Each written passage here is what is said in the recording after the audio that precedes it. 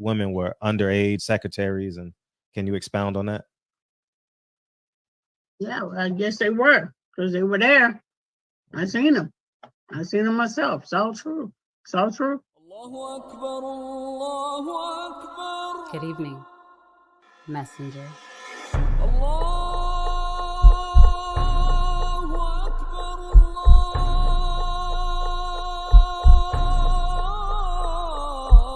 You convinced us that you were the last messenger.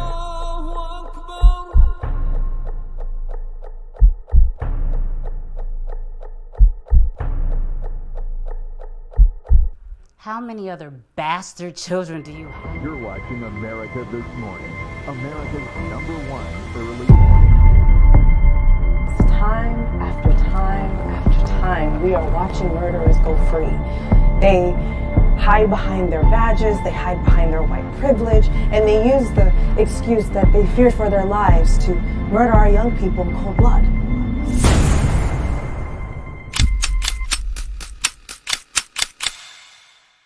It's done.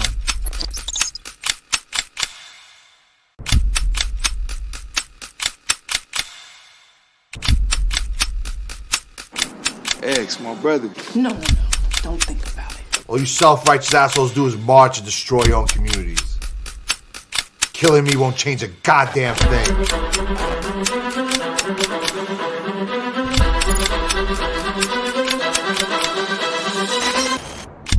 It's a lot different when it's a grown black man standing his ground.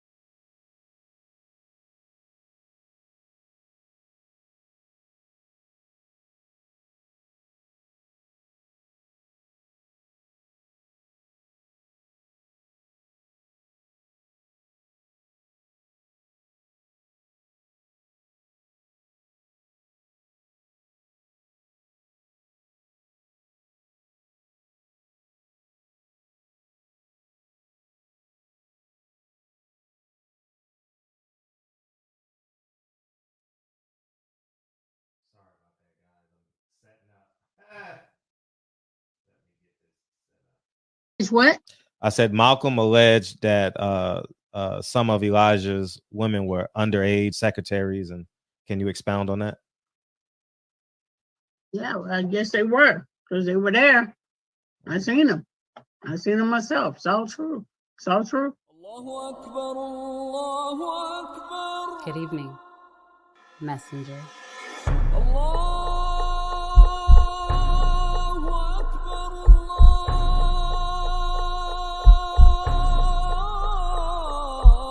You convinced us that you were the last messenger.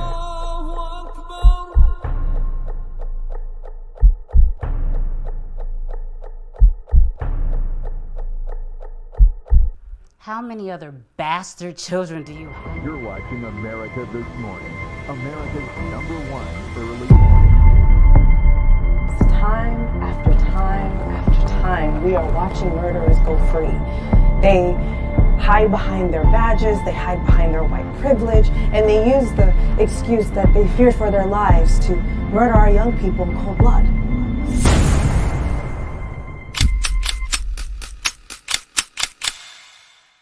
It's done.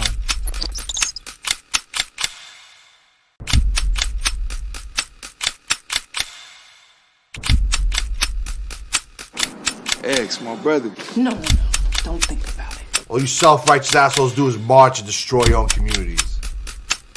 Killing me won't change a goddamn thing.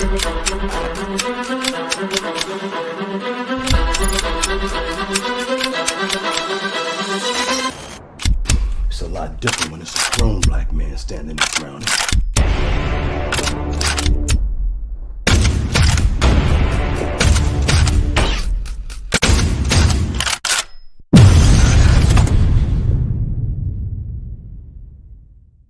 It's what? I said Malcolm alleged that some of Elijah's women were underage secretaries, and can you expound on that? Yeah, well, I guess they were, because they were there. I seen them. I seen them myself. It's all true. It's all true. Good evening, messenger.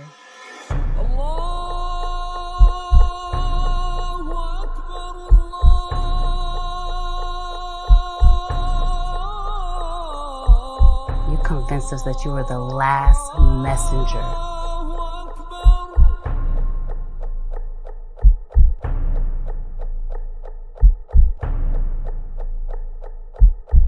How many other bastard children do you have? You're watching America This Morning, America's #1 early morning news. Time after time after time, we are watching murderers go free. They hide behind their badges, they hide behind their white privilege, and they use the excuse that they fear for their lives to murder our young people in cold blood.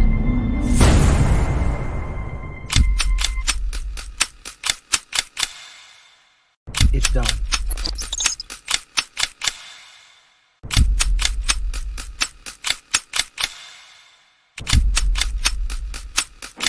Ex, my brother. No, don't think about it. All you self-righteous assholes do is march and destroy your own communities. Killing me won't change a goddamn thing.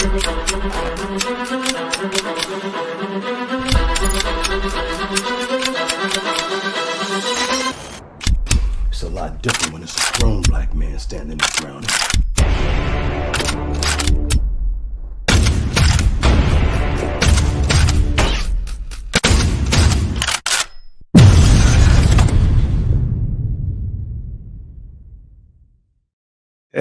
Barbershop conversation, man. Hopefully everybody's doing well. The messenger, Josh, Keno, Birdman, Adolfo, and everybody gonna pile on in, man.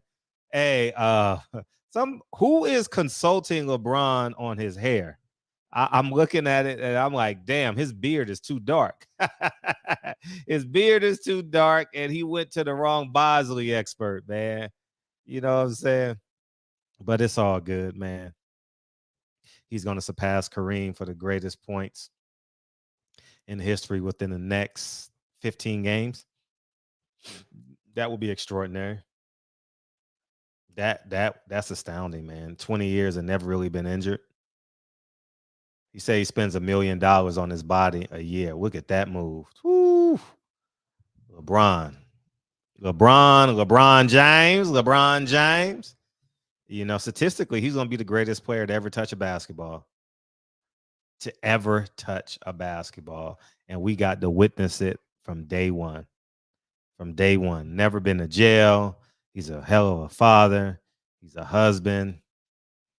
I don't like him politically, but goddamn, he has been a pillar, a strong pillar. You know what I mean? And but yeah, he's done it the right way, man. I can't do nothing but salute that man.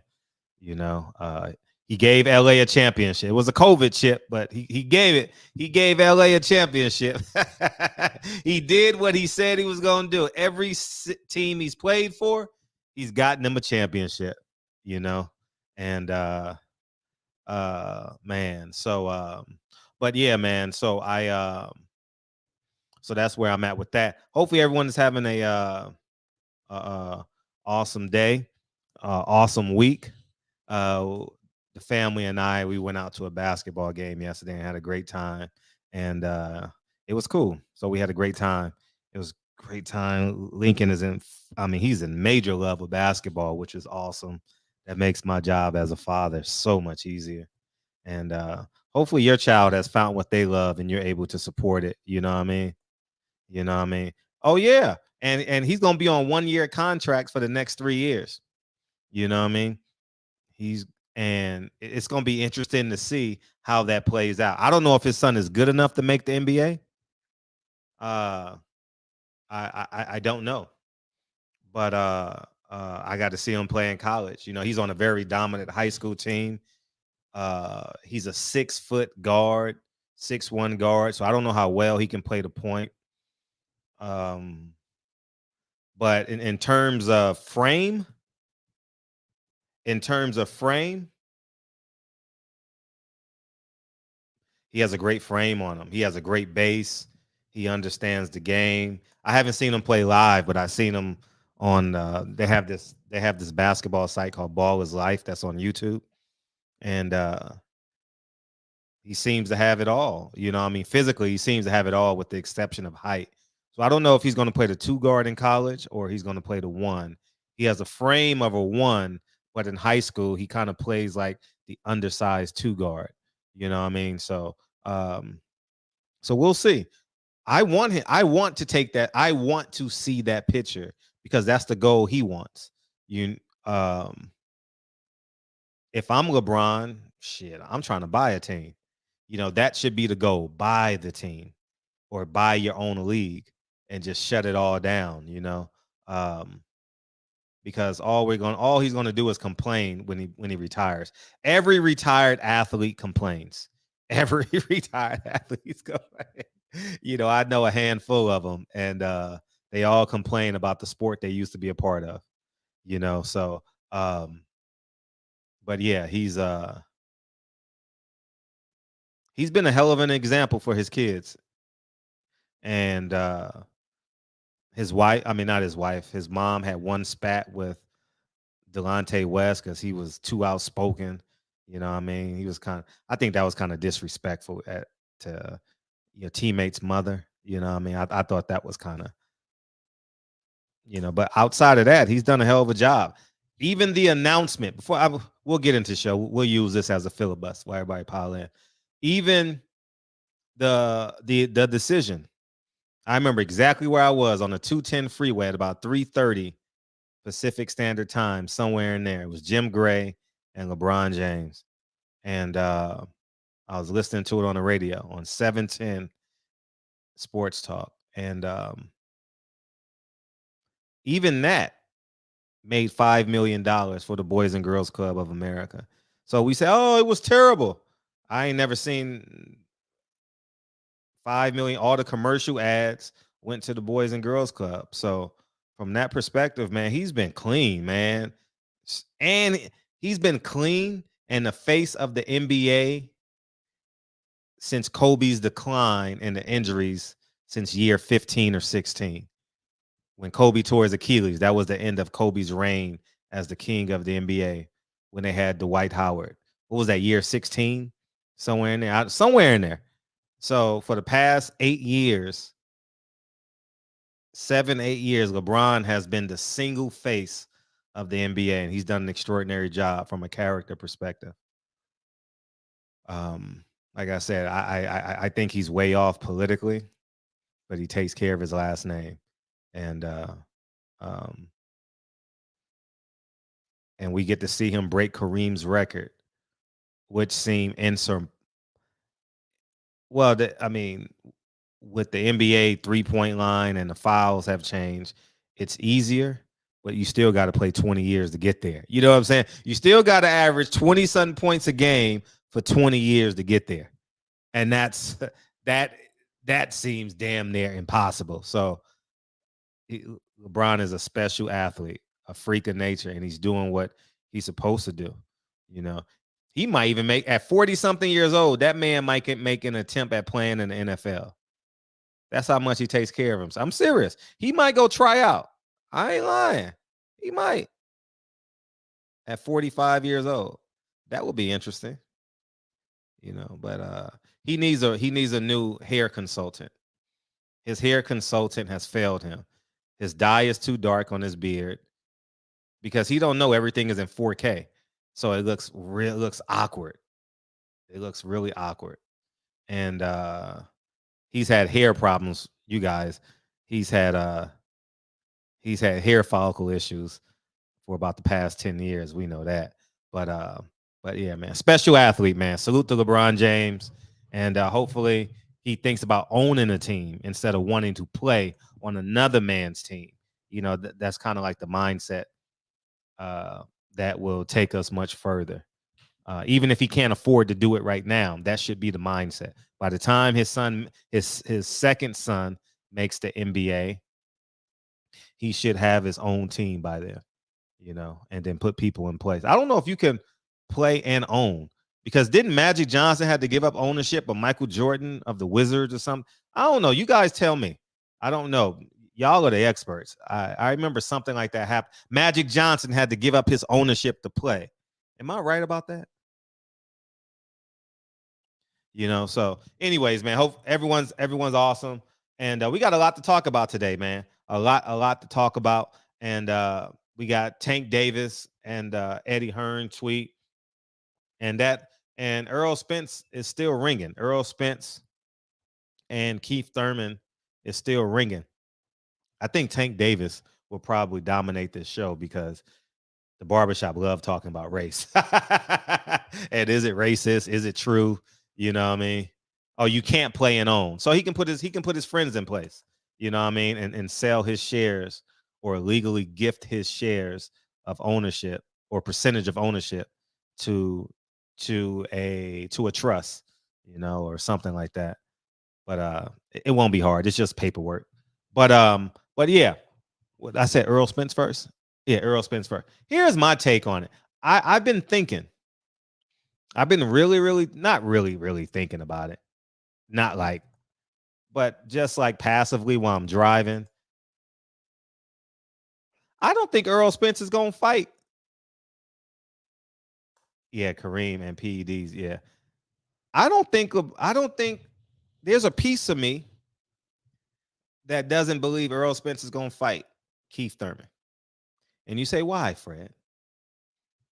Because he has been adamant that he's not fighting Keith Thurman. And I believe the man. Errol Spence has never lied to me. He doesn't come off as a liar. And I'm going to hold him accountable to his word. And it's really that simple.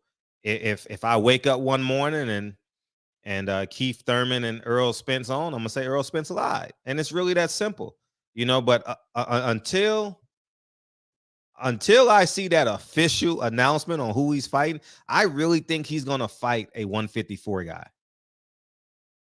Because he don't want to, no man wants to feel emasculated. You know, no man. If he signs to fight Keith Thurman, he's telling everyone in the world, and I'm not playing devil's advocate, or you know how people say you're saying something to evoke like conversation or something like that. I forget the term for it. I'm really being genuine right now, and I know I know I have high sarcasm. So, but I'm being real genuine.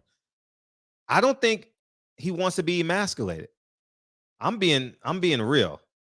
I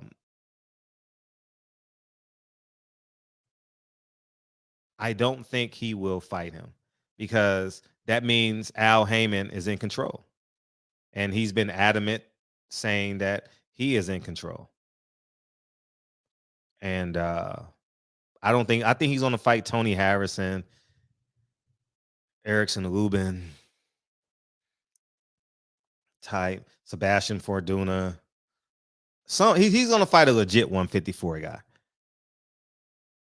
And I don't care what nobody say. You can be a true Errol Spence fan, or you could be an Errol Spence hater. Not hater, but disagree. But him moving up to 154 and fighting Keith Thurman, that's kind of a sucker move. You know what I mean? Like because it disrespects not just the sport of boxing, but just everyone who supported him in anticipation of Errol Spence being strap season. And I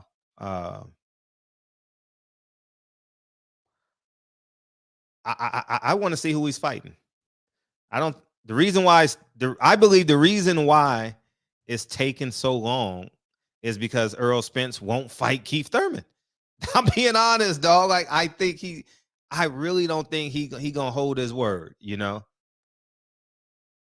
It's just what I believe right now. When it first announced, I got caught up in the announcement and I was like, that goes against what Errol Spence, what he believes in publicly, you know. And that's just where I'm at with it. That's literally just where I'm at with it. You guys can come in and say how you feel. And if it comes out, it's officially Keith Thurman, then Errol Spence lied to us. And if it doesn't come out as Keith Thurman, then that means he's been real genuine with us, you know, and you only can honor a man's word and his actions. And I'm not beholding to no fighter, you know. I'm not doing this. I'm not on this platform to for likes, and actually I get more I don't know where I'm at with it, but I think the respect factor is more important than to be liked and telling the truth. And we gonna see when he announces next opponent. And that should be coming in the next 30 days, right? Because if they say they're gonna fight in April, I mean, you got to make the announcement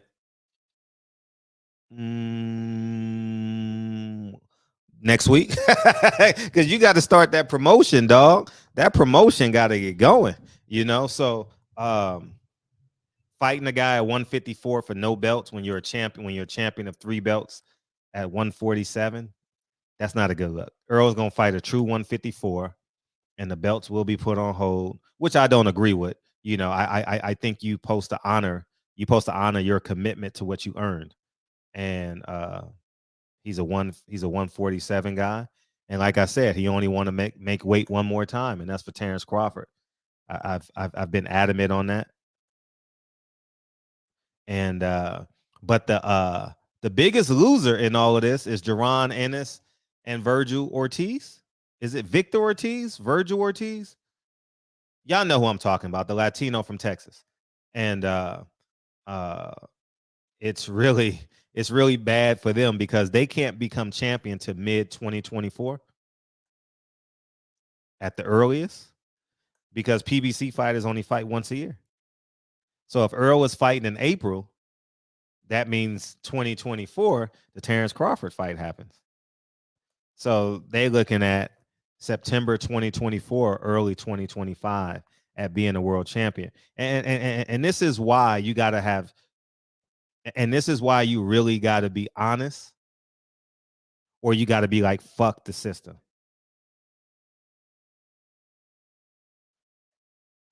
Yeah, I'm the only person in history, DeMar. You know, yeah, because I was supposed to be at the Tank Davis fight that weekend in Baltimore. I had an Orbiz flight.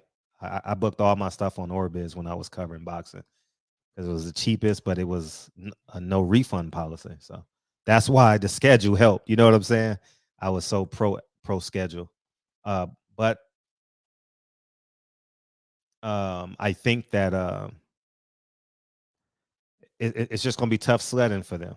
And Jerron Ennis, his team got to start moving with firm honesty.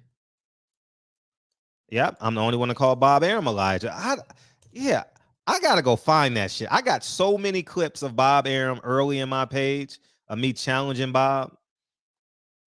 I got to go through those clips, man, because I was hard on Bob in the beginning. And I wanted to call him today too, but I didn't.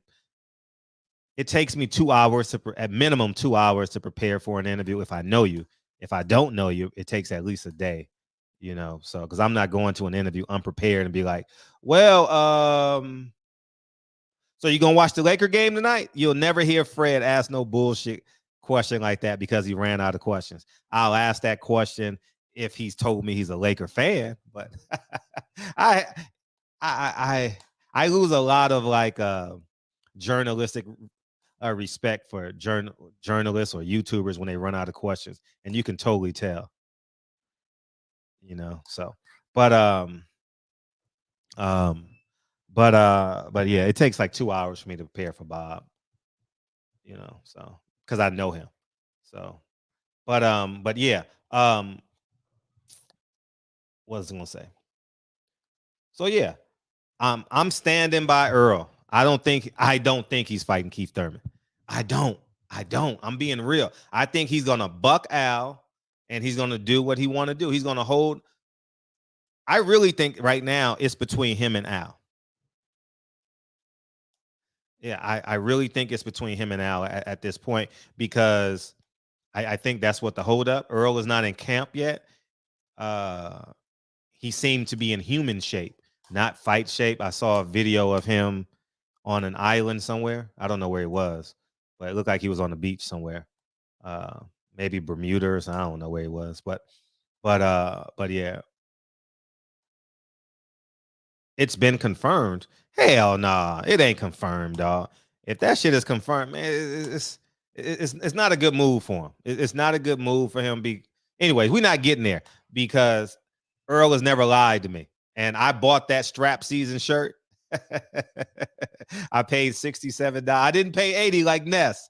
I paid $67, and y'all been. Oh man, hey, shout out to Ness. Ness done went boxing viral on this motherfucker.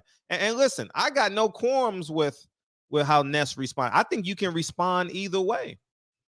You know, I'm more rational. I don't want to say that as like a slight to anybody, but I'm more level-headed, you know, in terms. But Earl understand. Man, listen, the Errol Spence that I know, that I've interviewed 15 times, I haven't spent no time with him really, besides the one time. Oh, I did go watch him in camp one day. I spent about 3 hours with him. But the one thing I will say, he's a very level-headed, and his dad is an awesome man. Very mild, silent tempered. And I remember he held Errol Spence accountable when he got the DUI and he got in the car wreck. He said his son got to work on it. It's up to him. And I respect that. And I'm standing on that. And I'm going to treat Errol Spence like a man. I'm not treating him like a fan. I treat everybody like a man. And they going to hate me when I disagree with them, and that's it. But they going to respect the shit out of me. Period.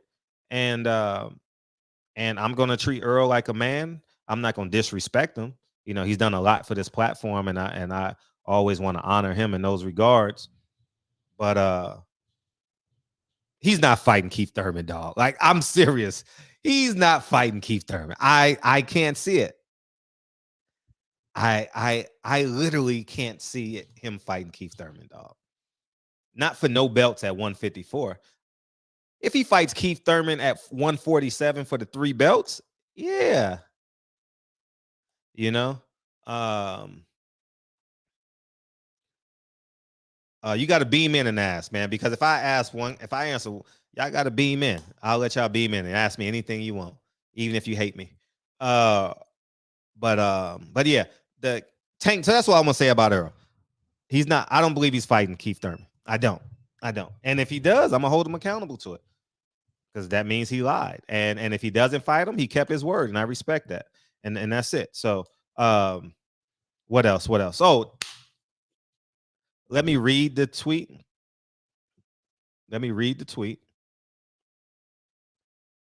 And while I find that, I just want y'all to know,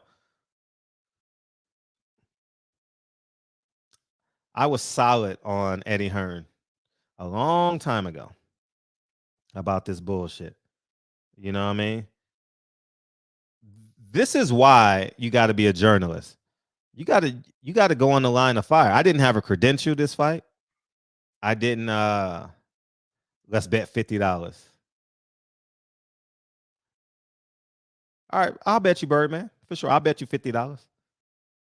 I'll bet you $50. It's not. I'm being serious. I don't believe he's fighting. I don't believe he's fighting Keith Thurman, dog.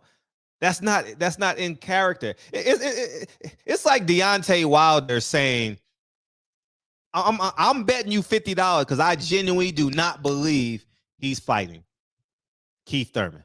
That's like Deontay Wilder waking up one day and be like, "No, Eddie Hearn's a good man."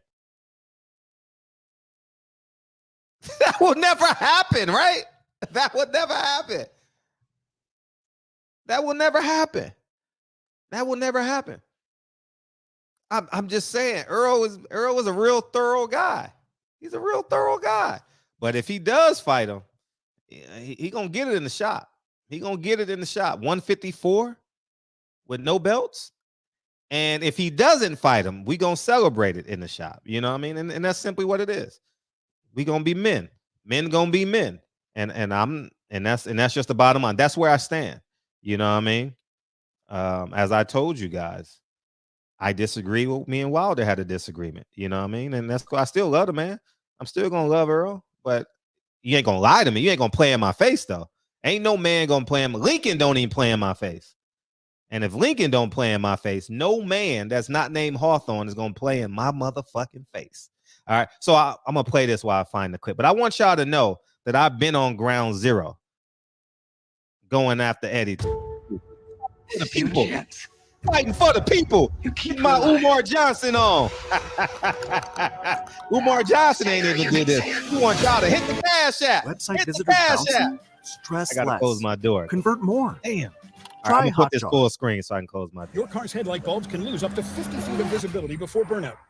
Switch to Sylvania today. See better They tonight. play a lot of commercials. Why, when he says it, do you agree? When I said that, I'm not agreeing with you. I'm just moving forward so I can get to factual and feel. I just believe that at the end of the day, you need the American market.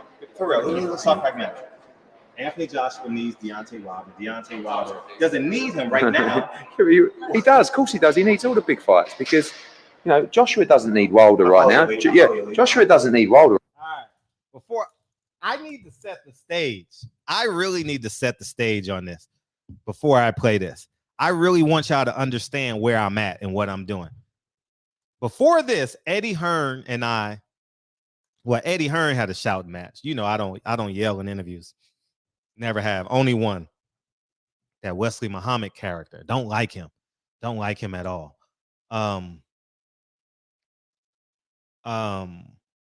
I'm in enemy territory. It's me versus the world at this point. Me against the world, baby. I go in there with no credential. Terrence, at that time, me and Terrence Crawford were at odd ends. Terrence Crawford is 10 feet away from me. Bomac is 30 feet away from me. And I'm literally on enemy's line times 10. Okay, I just want you guys to understand this.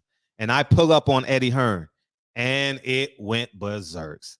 Y'all can go watch the interview. It's like a 20, 30-minute interview, and I stay on him. I stay on him. But I want y'all to hear what I say, ask him about his father and all that shit. You know what I mean? By the way, everyone's yelling online Eddie Hearn's a racist, but they've been to a DAZN fight where Eddie Hearn was. You either bought a ticket or had a credential. You didn't do nothing then, so what you gonna do something now? This is 2018. I did this interview. 19 or 18? Let's see, what year was this? Well, I don't know where you look for the date, but you guys get the picture. It's either 2018 or 2019. So you guys had a lot of time to go pull up on Eddie Hearn, but you didn't. You know why? Because you're a fan to Eddie Hearn. I'm not a fan of none of these motherfuckers. And why, Fred? Why you only hate on black people? I just told you I spent $2,000 to go get Eddie Hearn. I just spent $2,000 to go get him. All right, so here we go. Let's play it. Right now, Joshua needs Andy Ruiz. He needs he needs to win that fight. So at the moment, that fight is really irrelevant. Other than hopefully, as fans, we get that fight at some stage. But we only get that fight if everybody keeps winning. Now, let me ask you, change subjects a bit. I was rather offended at your father when he. Commercials. Well, I need to monetize my channel. You get right in the middle, and it be getting good to y'all. I don't understand why we're doing this. We barely know these people. Said slave contracts. Now we have to call you Mr. Dillian White. You came out and basically defended your dad, as you should have. No, I just think they're old school people. It's like Bob Aaron would say the same thing. Oh, let me finish. Let me finish. I thought because of your... See, he tried to trick me. See, this is why I'm great at what I do. He tried to trick me and say, oh, yeah, Bob Arum. Yeah. No, we ain't about to make this a two-person. We not add no variables to this conversation. Not at none. Zero. Zilts. You know, he's a clever guy. He tried. We're the same age. I'm 41. I'm presuming you're 40. You really? Yeah, I look good. I know. He tried to get me again because he wanted to get me off topic. He said, damn, that motherfucker, I didn't get him with the Bob Arum comment. It's okay to say it because Bob Arum and my dad are old. That's what he wanted me to say. And then he tried to compliment me like I'm a hoe or something. Like, I don't need no compliment from you. But watch me get right back on topic. See, a lot of other journalists will get off topic. They not, I mean, I'm one of one. There's literally no one as good as me. On the road, no one is good as me. Sitting down, Byron Cussett is pretty fucking good. You know what I mean? Because he asked the tough questions and them motherfuckers be smiling. I asked the tough question. Oh, Fred, you hate black people? No, I'm asking the same question Brian Cussett had. But I know he got that style and grace that I don't have. I'm a little bit more straightforward. But anyways, let's continue. You don't look good. You look older than me. You do look older than me. You do, don't you? Okay, we'll agree to disagree on that one. Now, what I'm saying is this. You have the right to agree with your father. I think go right back on topic, right? Keep the heat on them. That's how you keep the heat on them as a journalist. Continue. But a lot of people were scared because they have credentials. I did this with no credential, y'all. No credential.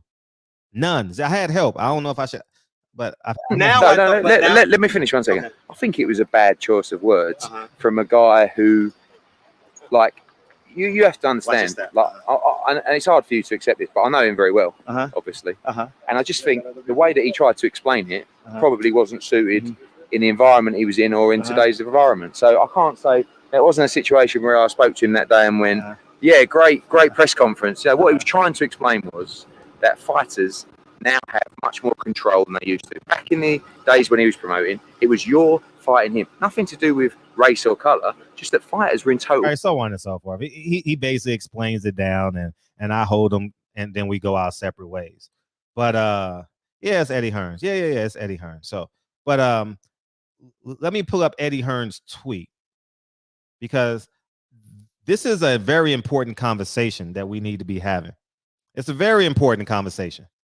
Very, very important. I think it is for us as men. Fuck being black. I mean, not just being black. I don't want to say fuck being black, but not just black, but for all men, I think we need to have this conversation. Eddie Hearn tweet on Tank Davis. Let's go to images. He said Tank is not a deep thinker. Okay.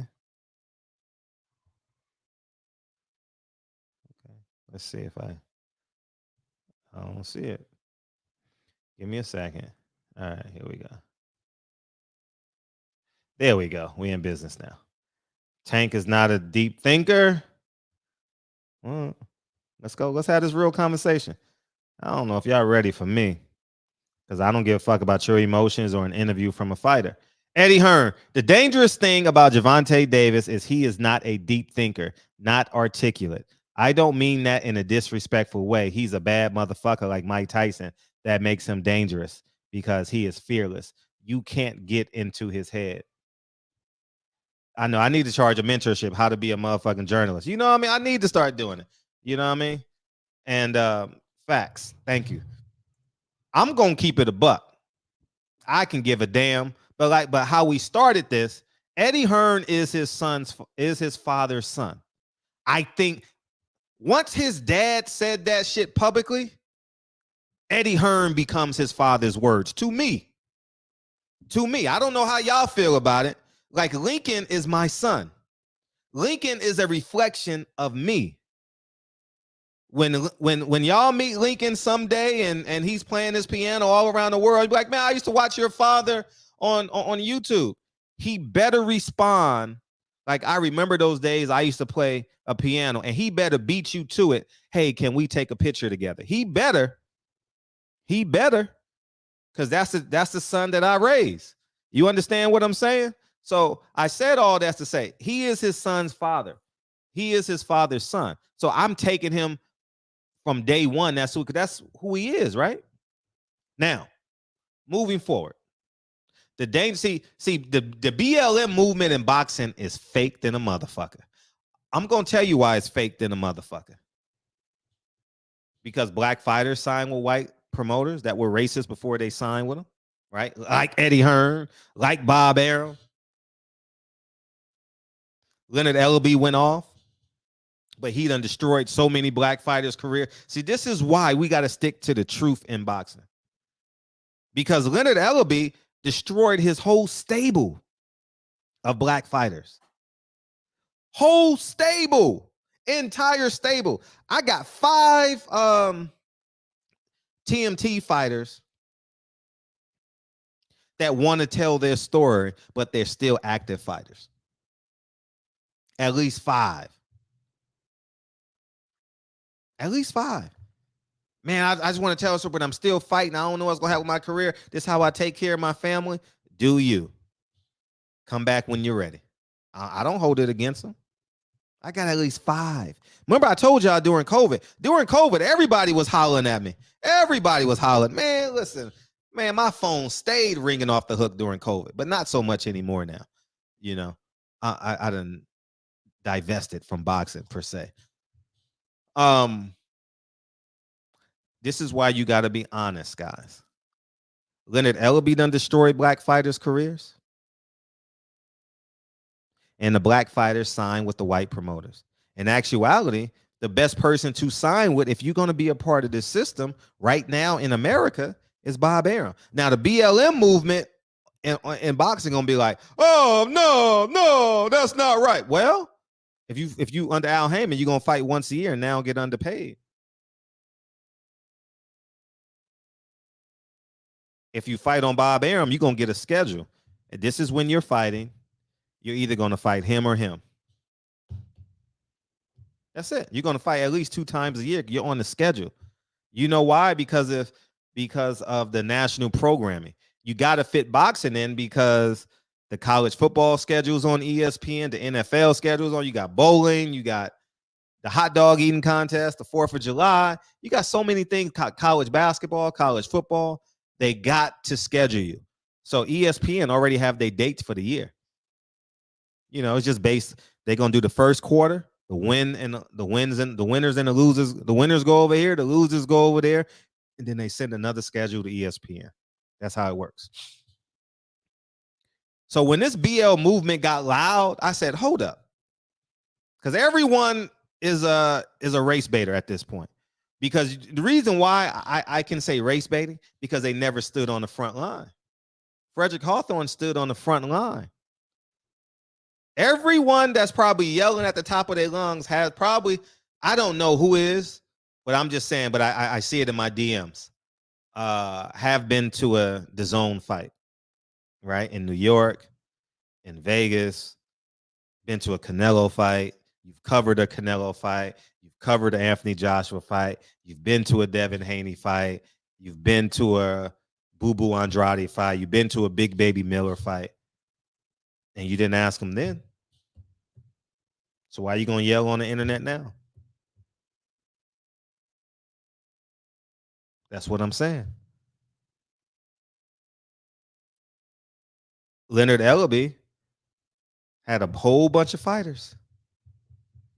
Had a whole lot of black fighters. And now he's fighting on a website for $5.99. So y'all burnt through that Floyd Mayweather money. You didn't invest in Mayweather promotion. So now you're fighting on the app. You don't even have a network deal with Showtime anymore. So you got to take things for where they at and take them literally now at this point. Stop putting your hope. See what we do, because we're humans and we're God-fearing humans, right? Whatever God you believe in, many of us, right? So you put your hope insurance on it. You put your hope. So you sprinkle hope on it. Like, okay, it's not that bad. Or sometimes it's not that good. And you just sit and you wait, right? They can't be that bad. No, take them literally at this point. You've been around boxing a handful of years. And when people show you who they are, believe them. Eddie Hearn says the dangerous thing about, is Tank a deep thinker?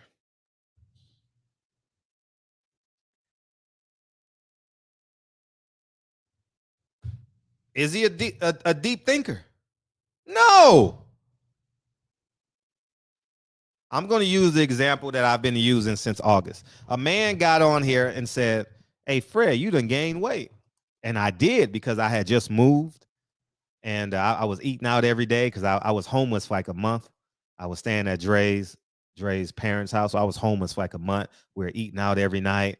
You know what I mean? I didn't put no burden on Dre because we were going through some transitions. We had to put things in storage while at the same time we're shopping for the new home. And so we were eating out every day, basically, no doubt. For real, for real. And I did gain 10 pounds. And I'm like, he's right. So I went to the gym the next day and ran the next day, and everything is good. Tank is not a deep thinker. In terms of boxing, he may be a deep thinker as a parent. I'm just saying. The man said he bailed out on jail.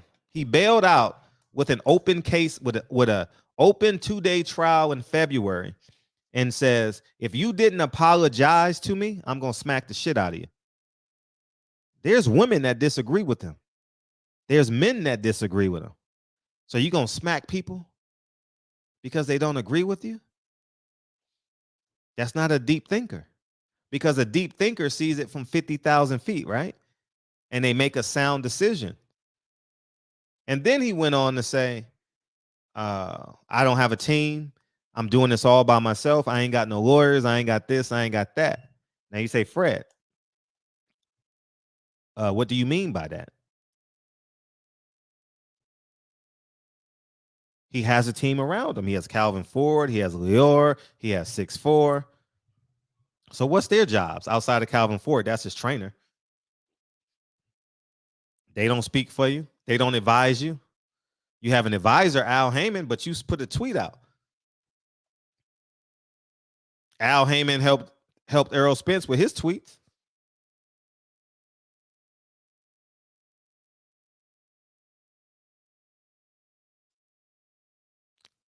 And that's simply it.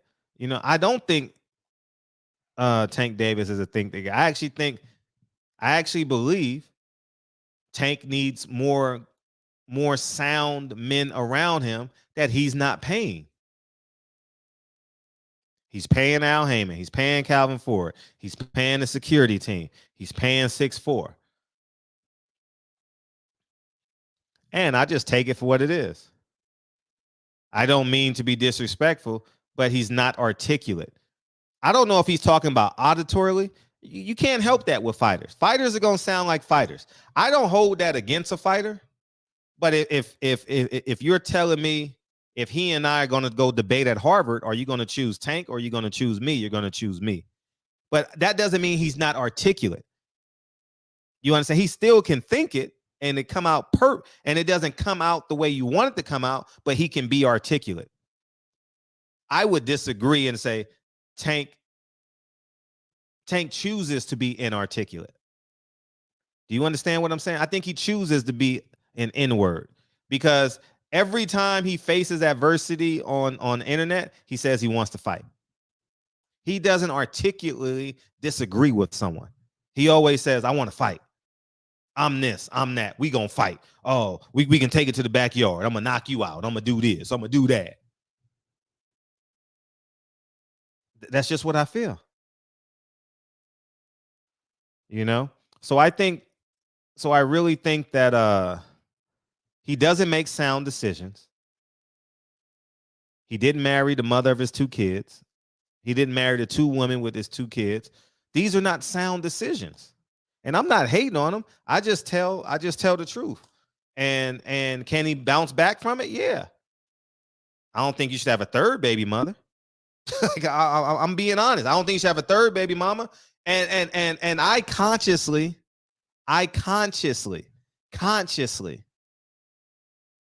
didn't get 2 baby mothers. Consciously. What's up, Drew? What's going on, Fred? Hey, what's up?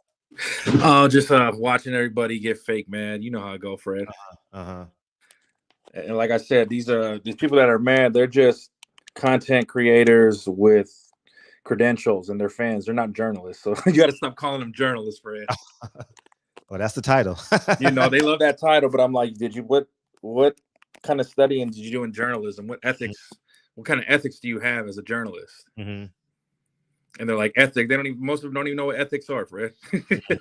You're right about that. In regards to Eddie, Eddie's not wrong in a sense, like you're breaking it down. Tank is not a deep thinker.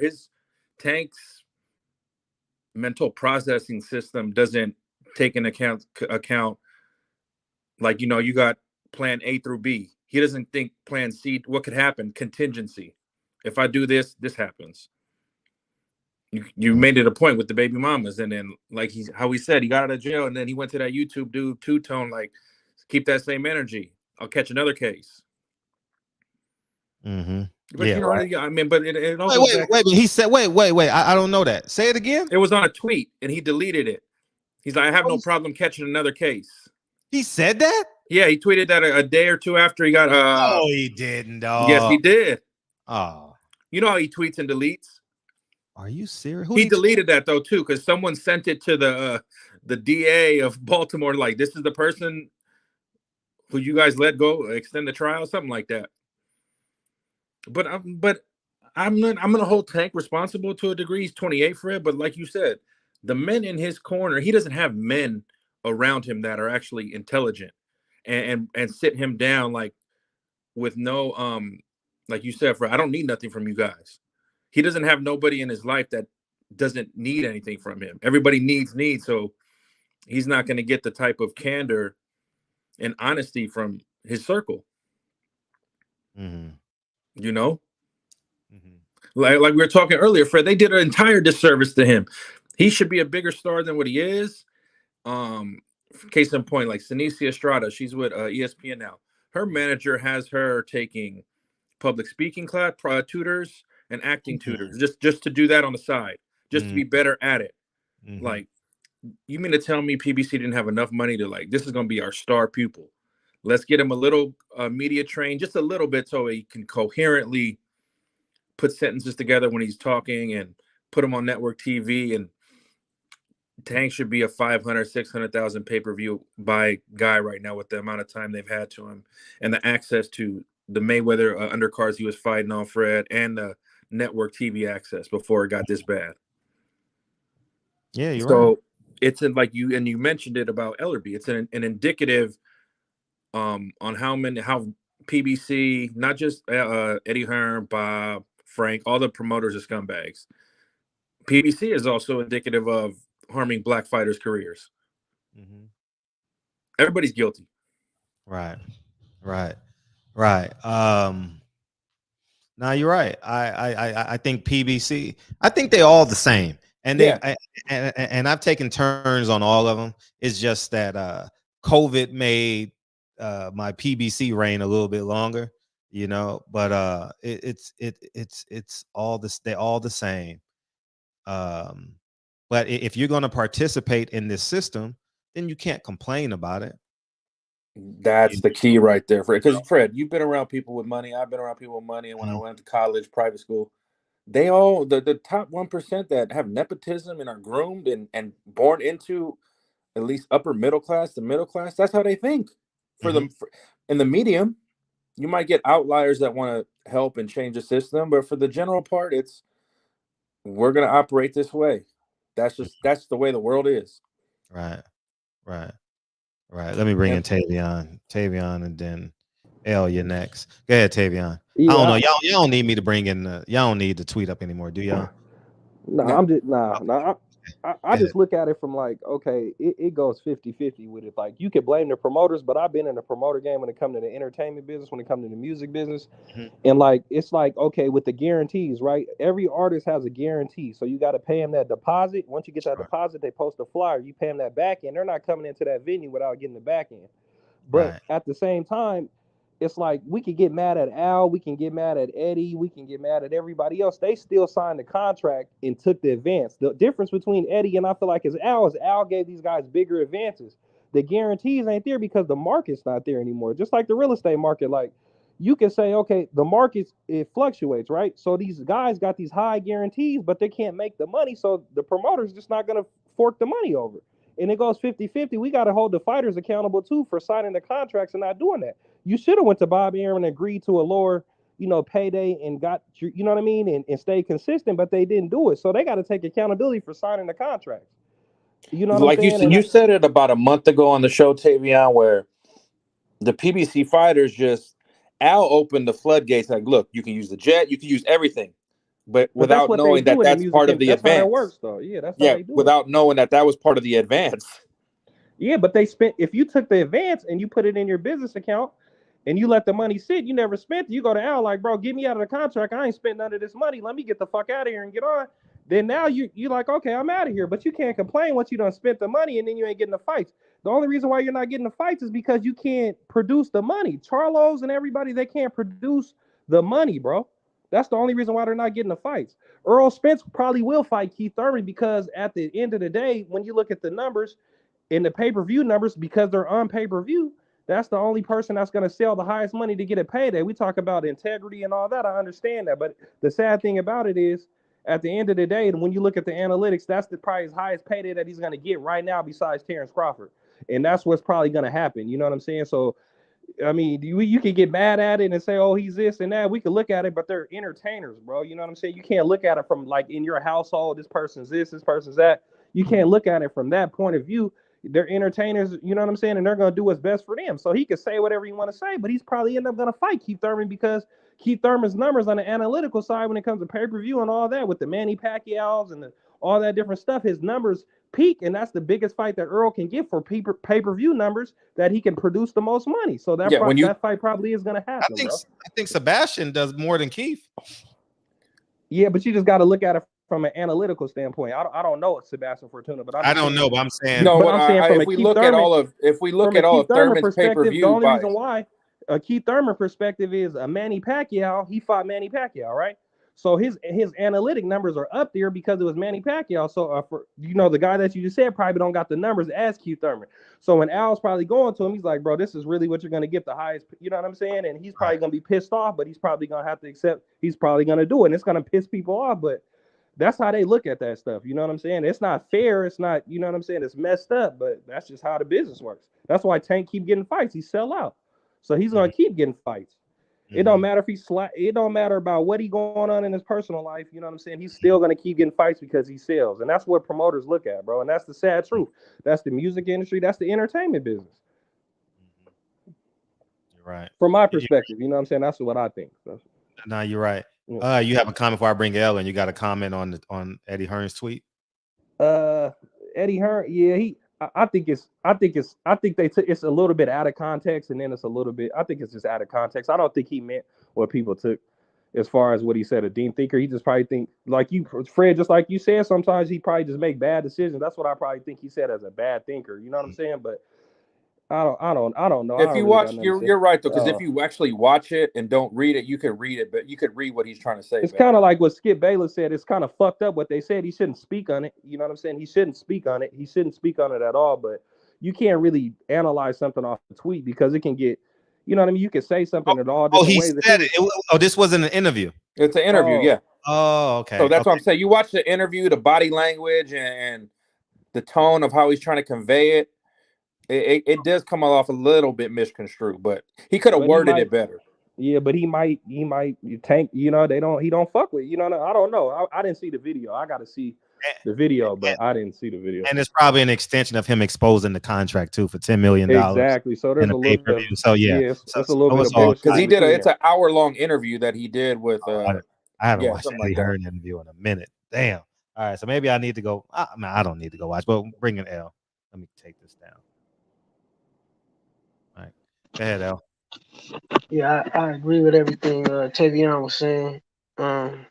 It makes total sense, and I share some of the same views as it pertains to the numbers game and everything. What's most sensible, and about the Eddie Hearn tweet. I just from knowing Eddie Hearn and having a read on his character, I know where he was coming from with that. And it was with all due disrespect. But Eddie Hearn is good enough to know how to massage an insult right in front of your face. Like he can massage an insult on you. Like in your face. Like, yeah, reading it a lot gets lost through text, so a lot of times it's better to interpret it as a person is saying it because you can based on a body expressions, the emotions that they display when they saying it, you can kind of get a better read. But Eddie Hearn is a professional at what he does, and one of his gifts is being able to slick talk. Like he's kind of went with the narrative that's been getting pushed by all these media outlets, all these YouTubers, and the fact that he wasn't able to land Tank. That's why he said he's dangerous, because you can't get in his head.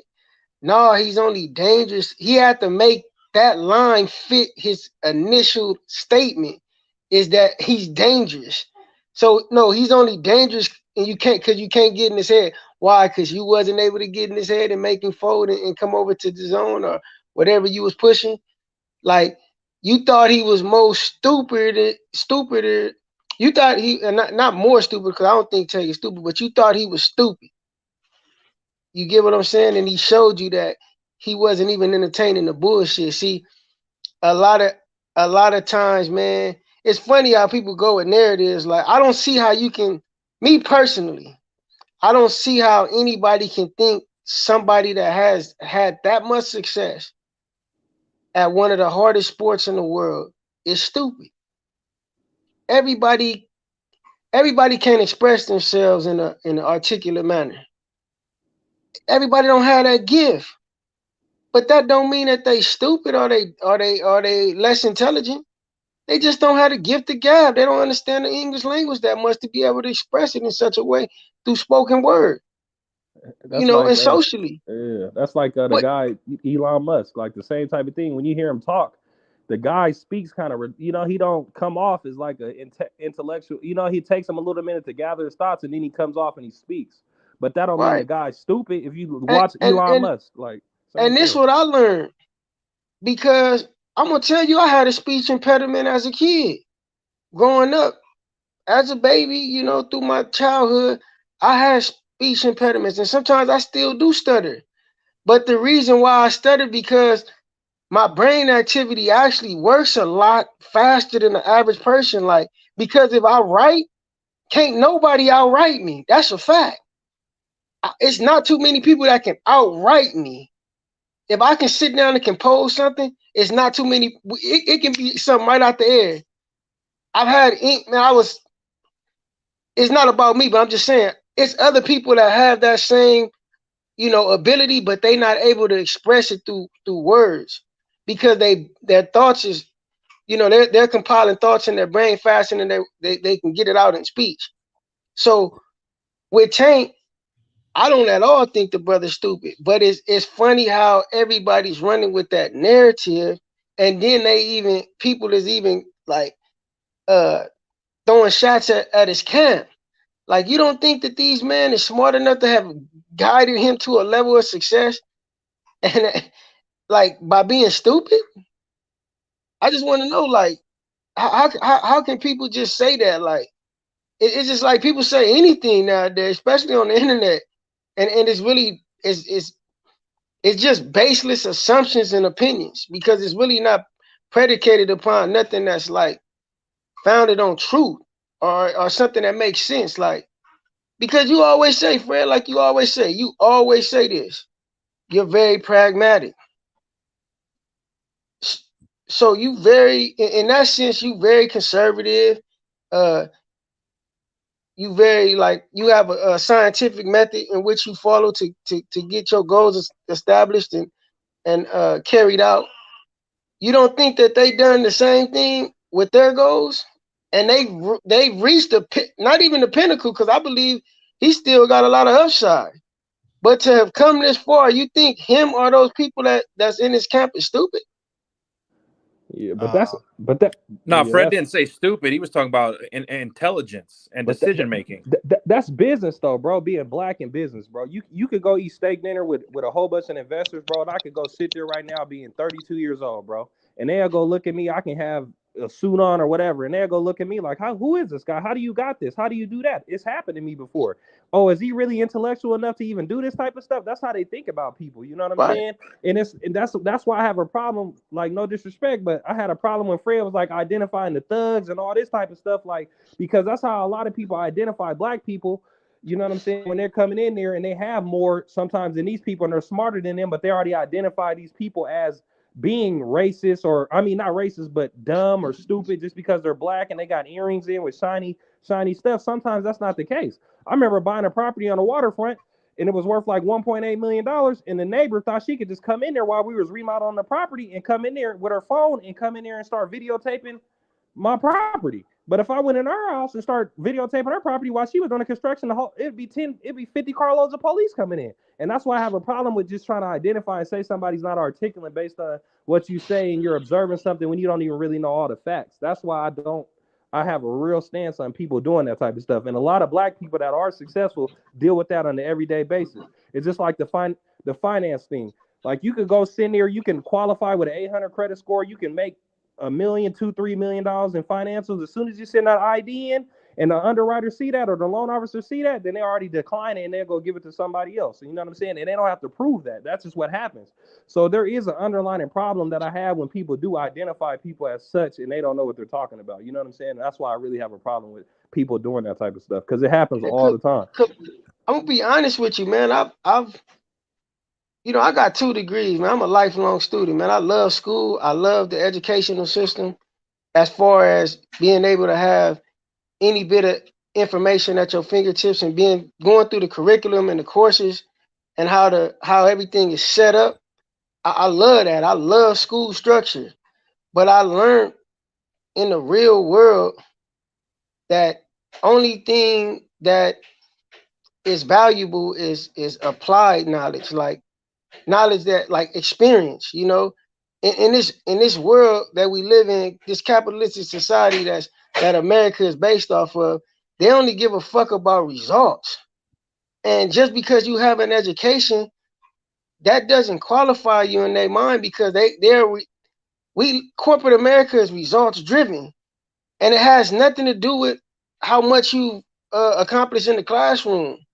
You know, or how good you can test. Like I've tested with the best of them, like nationwide. Like my whole fucking career at school, like it has done me no well in corporate America. Now I found this: the true millionaires that I know, maybe more than half of them don't have college degrees. A couple of them I know don't even have education, but they have what I call financial literacy. And they have a drive and a discipline that sets them apart from most of society.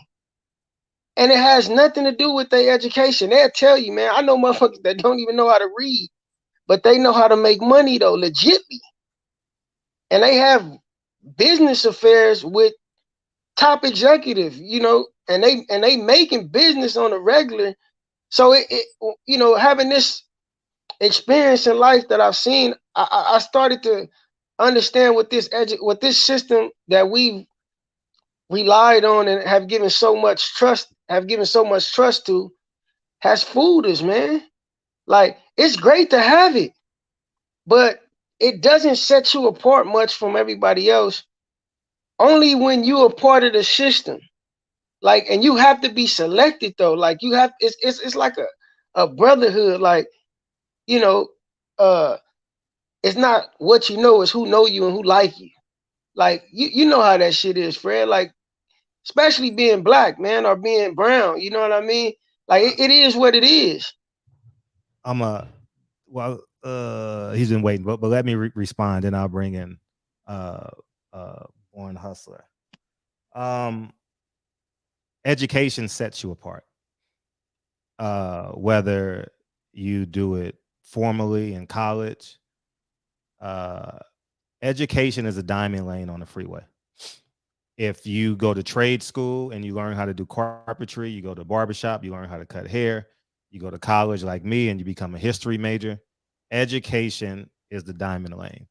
And when you have that education, it gives you the choice. Do I want to be a part of an establishment or do I want to create my own? And I don't care if you're black, white, you have that option because you have the education. And when you have the education, you understand the process of implementation into the workforce, and it's on an individual basis. It's not on a macro level, because if you're experiencing racism, then you go build your own. If you don't trust the system, then go build your own. I don't see it as like the whole world is like it's like this one answer is for the whole entire world, right? Because I don't have the experiences with like banking system. Actually, be honest with you, the government redlining program has been a huge asset to me in terms of acquiring properties. So I don't want to give too much information, but it has been a huge asset to me and my business partners. The advantages if you owned a business during COVID was a huge asset. So information and education is important. I think that's what separates people. You can call it formal, you can call it informal. That's not. I don't think like that's the end to be all of where you get it from. I think it's the implementation, and I think that's where people fall short, and that's where the anger and the how you say the I believe it's directly your lot of life is directly affected by what type of education you get. Absolutely. Case in point, I went to USC, my undergrad and my graduate studies. I got offered a job just on the strength of where I went to school. Didn't even need to check my qualifications, nothing, interviews, all that. All my little wealthy friends that I met, they only had to go to college to get their inheritance. Like they're pretty like, no, we're not going to let you have none of the money till you graduate. So they didn't really, like you said, my rich friend, they didn't need their degrees, but they had to do it for the sake of, okay, you want to be a part of you want your inheritance, you want to run the business, you need to do this. It was just to keep the family looking prestige. Exactly. It's for the legacy and the endowment and all that shit. Yeah, that's what that was about. Because look, Fred, you were a teacher, but let's be honest. They've been waiting a long time. Let me bring in UFC and Big O next. I mean, not UFC. I was reading the comments. Born Hustler. Go ahead, Born Hustler.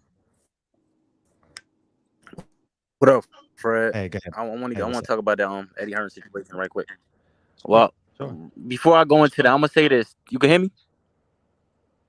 Very well. Y'all can? Oh, all right, bet. Well, I want to say Yeah, we hear you. Tank I'm just made out of Baltimore. I'm sorry. Tank made it out of Baltimore. You know what I mean? He's able to take care of his daughter, his mother, his family. So at the end of the day, he's winning. If he plays cards right, he should be good the rest of his life. That's what I'm gonna say about that. But I mean, to keep it real, I mean, we all know Eddie Hearn. You know, be saying some racist shit, but he wasn't lying though. You know what I mean? Like everybody in their right mind know Tank is probably dumb as a doorknob, bro. Ooh. You know what I mean? That don't got nothing to do with him fighting. I'm saying fighting in the ring is he's fighting, but Tank, he can barely talk. And I'll fuck with Tank. But it's the truth is the truth. The truth hurts. You know what I mean? Hey, Fred, am I lying? I mean, the truth is no. I mean, he got better over time. His talking has gotten better over time. Because he says, I don't think Tank is a deep thinker in terms of the actions that he produces. I see, because he's a fighter, and we're talking about fighters. He's 28. I don't know how many rounds he's done sparring as a little kid, how many tournaments he's been in. So they may have, I don't know if you call it a speech impediment or boxer's talk. I don't know what it's called, but he could have CTE, Fred. Well, he could have CTE. So I can't say he's not articulate because he's a fighter. But what I can say is he got 2 baby mamas. He got 2 baby mamas, unmarried, has an open case, and he's still threatening people with an open case in less than 30 days. So he's not a deep thinker. He doesn't make sound decisions. And that's what I will say. Yeah, I mean, like I said, at the end of the day, Eddie Hearn be on bullshit. I think he probably is a racist. I think so, but he's not lying, though. Everybody in their right mind, if you keep it 100, no, Tank ain't the smartest tool in the tool shed, bro. Tank don't got it all upstairs. Everybody know that, bro. Last time I checked, like you could have an individual skill set. Like he has boxing intellect.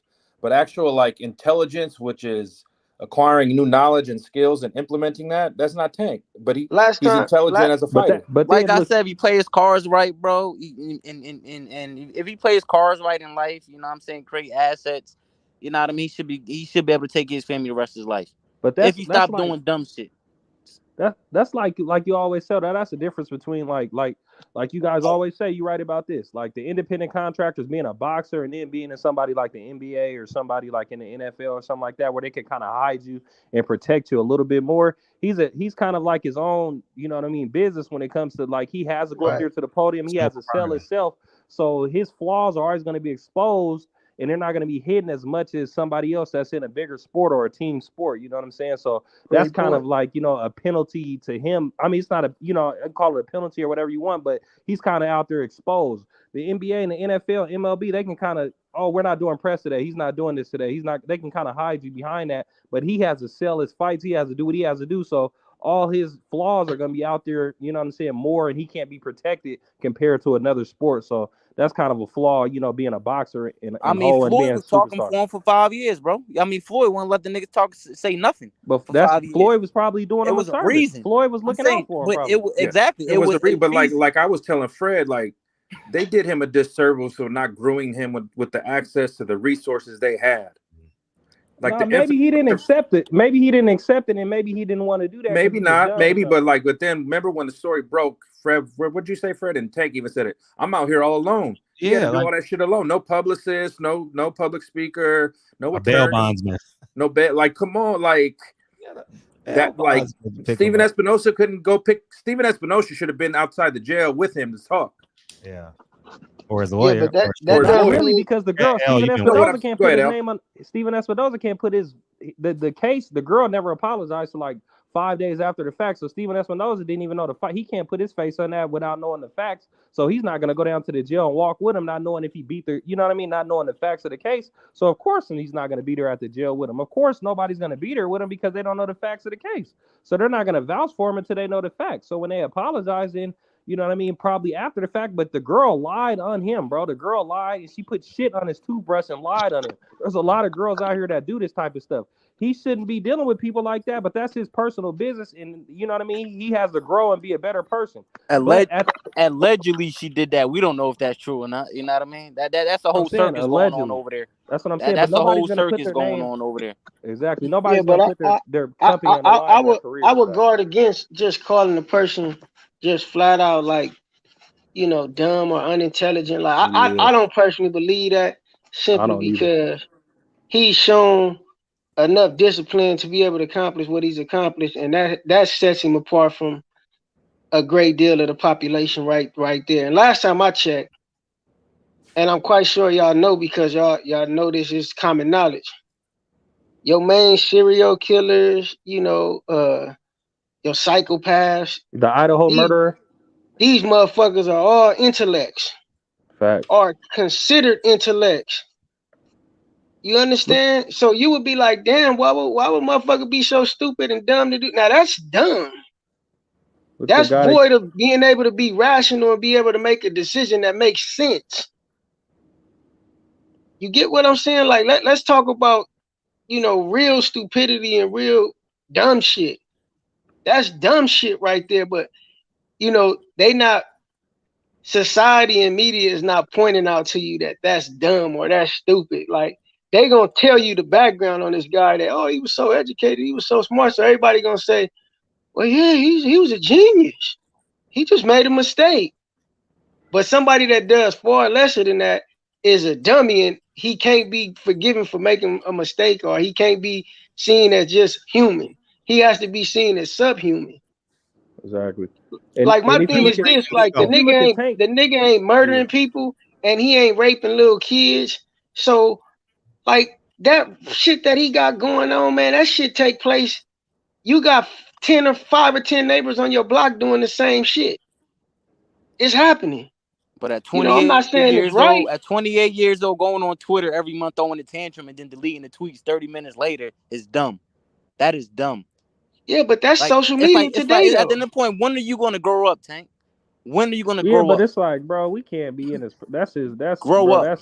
That can go a different way, bro. Dumb. Yeah, let me bring in Big O. Big O got something to say. I mean, and then we can just powwow because he's the last one coming in. Go ahead, Big O. All right, salute to the panel. Thank you. I wanted to just touch on something that I heard Il allude to a little bit earlier. The aspect of Eddie Hearn. It seemingly seems like he did a retaliation with that tweet attacking Tank's intellect because he did not sign with him. You know what I'm saying? So that's an interesting thing to see that right after he rejected signing with you. Oh, now all of a sudden he's dumb. Well, I think that's truly bad character on the part of Eddie Hearn, and he seemingly threw a tantrum. And because Tank didn't want to sign with him. And also, I would say, based off the metric that you put forth, Fred, as far as being educated, learning something for the sake of working for someone or working for yourself, Tank seemingly is going towards that direction as far as he was working with Floyd Mayweather, and now he's graduated to having his own promotional company. So that, in my opinion, displays that he's educated in the route that he's moving. And also, I disagree with the one brother who said that he's dumb, because lately, like if you pay attention to the post-conference interviews, I believe that Tank Davis displays levels of charisma and wit when he's being questioned by the media. Yeah, I was impressed. And he's gotten better from the beginning of his career. Absolutely. When he first started, he would never even speak on camera. He was shy on camera. He wouldn't even say 2 words on camera. Now he's even got to a point where he can hold his own. You know what I'm saying? Absolutely. Without a problem. Way better. So he's grown way better than what he did when he started. When he first started with Floyd and all them guys, he wouldn't even talk to no media or nothing. He wouldn't even say 2 words. So he's grown a whole lot in my book. And what does that come from? You have people that will get on YouTube and their voice will be cracking because they're so damn nervous. So imagine an individual that's in front of millions of individuals that's never spoke on these type of platforms before, how nervous he would be. Your brain's being jumbled. You know, you don't want to get caught up with saying the wrong thing. You know what I'm saying? It's a lot of pressure on an individual having to be very articulate. And then, mind you, he's from Baltimore. People sitting here talking about this shit. This dude is from Baltimore. Everybody in Baltimore has that crazy vernacular where they're talking about do and you and all that type of stuff, dude. So everybody from Baltimore sound crazy. And this is my problem, is that I think that black people catch it from both ends. From the black community, from the ghetto, you catch it when you're trying to speak articulate. What do they say? You're talking white. When you're looking at the upper echelon blacks who believe that they're educated, they say you sound like a nigga. So it's really, you really can't win in the black community a lot of the time, because we're so damn judgmental. No, you've been to Baltimore before? No, I haven't. Oh yeah, because people in Baltimore talk like that. I'm just saying they don't talk like that. I've heard a lot of people from Baltimore with that accent. Baltimore people have a specific accent. I'm not saying every single. Yes, they do. No. I said when Tank talks, that's an accent. No, the accent. I'm speaking in general, certain people from Baltimore have a certain accent on the way that they pronounce their words. Yeah, and are you unfamiliar with this? When they pronounce their O's and their U's, they sound them off a particular way. Bro, the reason I'm saying this is because I'm always in Baltimore. The whole okay, but are you unfamiliar with what I'm saying? Are you unfamiliar with what I'm saying? You've never been to Baltimore, but you saying oh my God. Now you are the one that sound dumb, sir. Because I'm pretty sure that everybody knows what I'm talking about. Bro, you said an accent. People in Baltimore do not talk like Tank. I'm talking about when he was stuttering and doing. They don't talk like that, bro. That's not what I was referring. I don't think he was highlighting that. I think he was highlighting the fact that the accent can kind of spur on the negative judgment a little bit. I mean, just like people in the Bronx, New York. You know what I'm saying? They got their accent. People in Boston, they got an accent. I'm talking about how you talk. Now, but like what you guys are saying, that's the dangerous line of identifying factors of not knowing a person. People bro, without down even south, they meeting them, sound bro. country, right? But you guys are all exactly. saying the same thing. Like that's the identifying factor of judging somebody based on something that you don't even know the guy, like, or of how they've grown or nothing like that. Like that's an identifying factor. Like, you know, you got people from the West Coast that talk a little bit different from the people than the East Coast. You got people from Texas that talk different from people on the East Coast. But you guys can't, you know what I mean? It's an identifying factor that sometimes people take out of context and then they identify with something and they don't know what they're talking about. Now somebody's being judged based on something that's not the facts. Yeah, that's true. And I'm not speaking to the fact to say that an individual is dumb based off the way that he sounds. I'm listening to what he's actually saying, and I have not seen stupid, especially as of late. Now, with early in Tank's career, his speaking ability was a lot poorer than what it is now. But as time has grown, he definitely speaks a whole lot better than what he used to speak. Articulate means having or showing the ability to speak fluently and coherently. 2, having joint or jointed segments, express an idea or feeling fluently or coherently. That's what articulate means. That's the word that he used, articulate. He didn't use dumb. Bourne said dumb, but I'm just so you guys can adjust your arguments.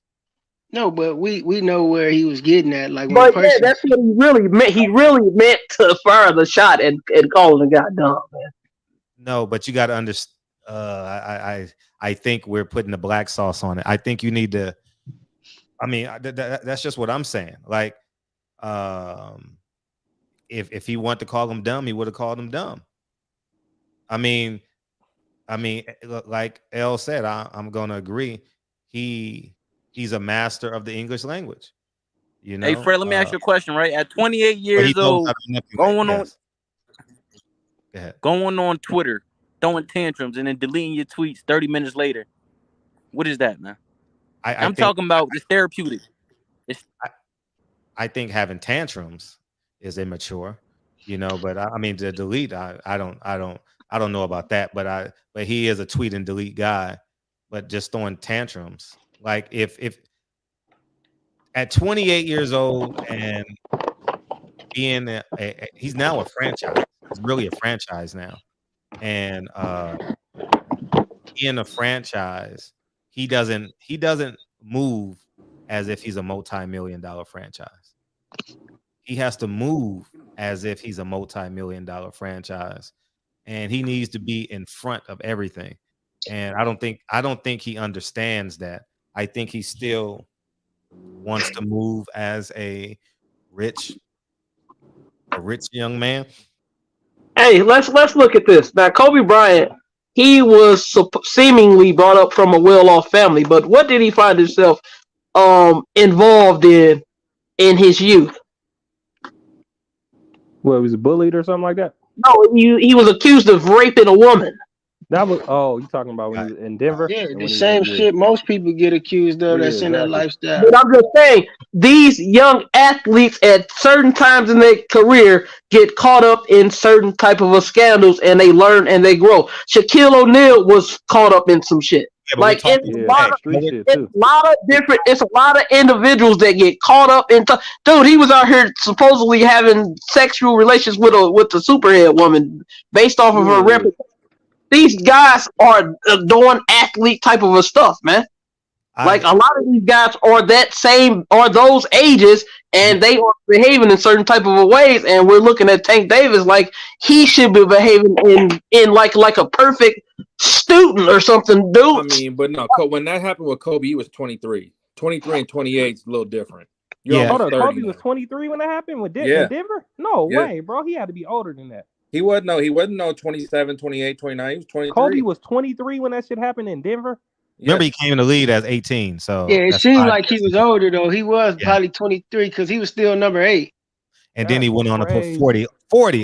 Like, it happened in 2004. He was coming in there taking How old was he PJs in and then went out there 2004? getting 50. Damn. But he's 97, 96. I mean, not L, but Kyle, you got Bro, anything? Kobe had to be like 25, bro. He was only 23 when that. That's crazy.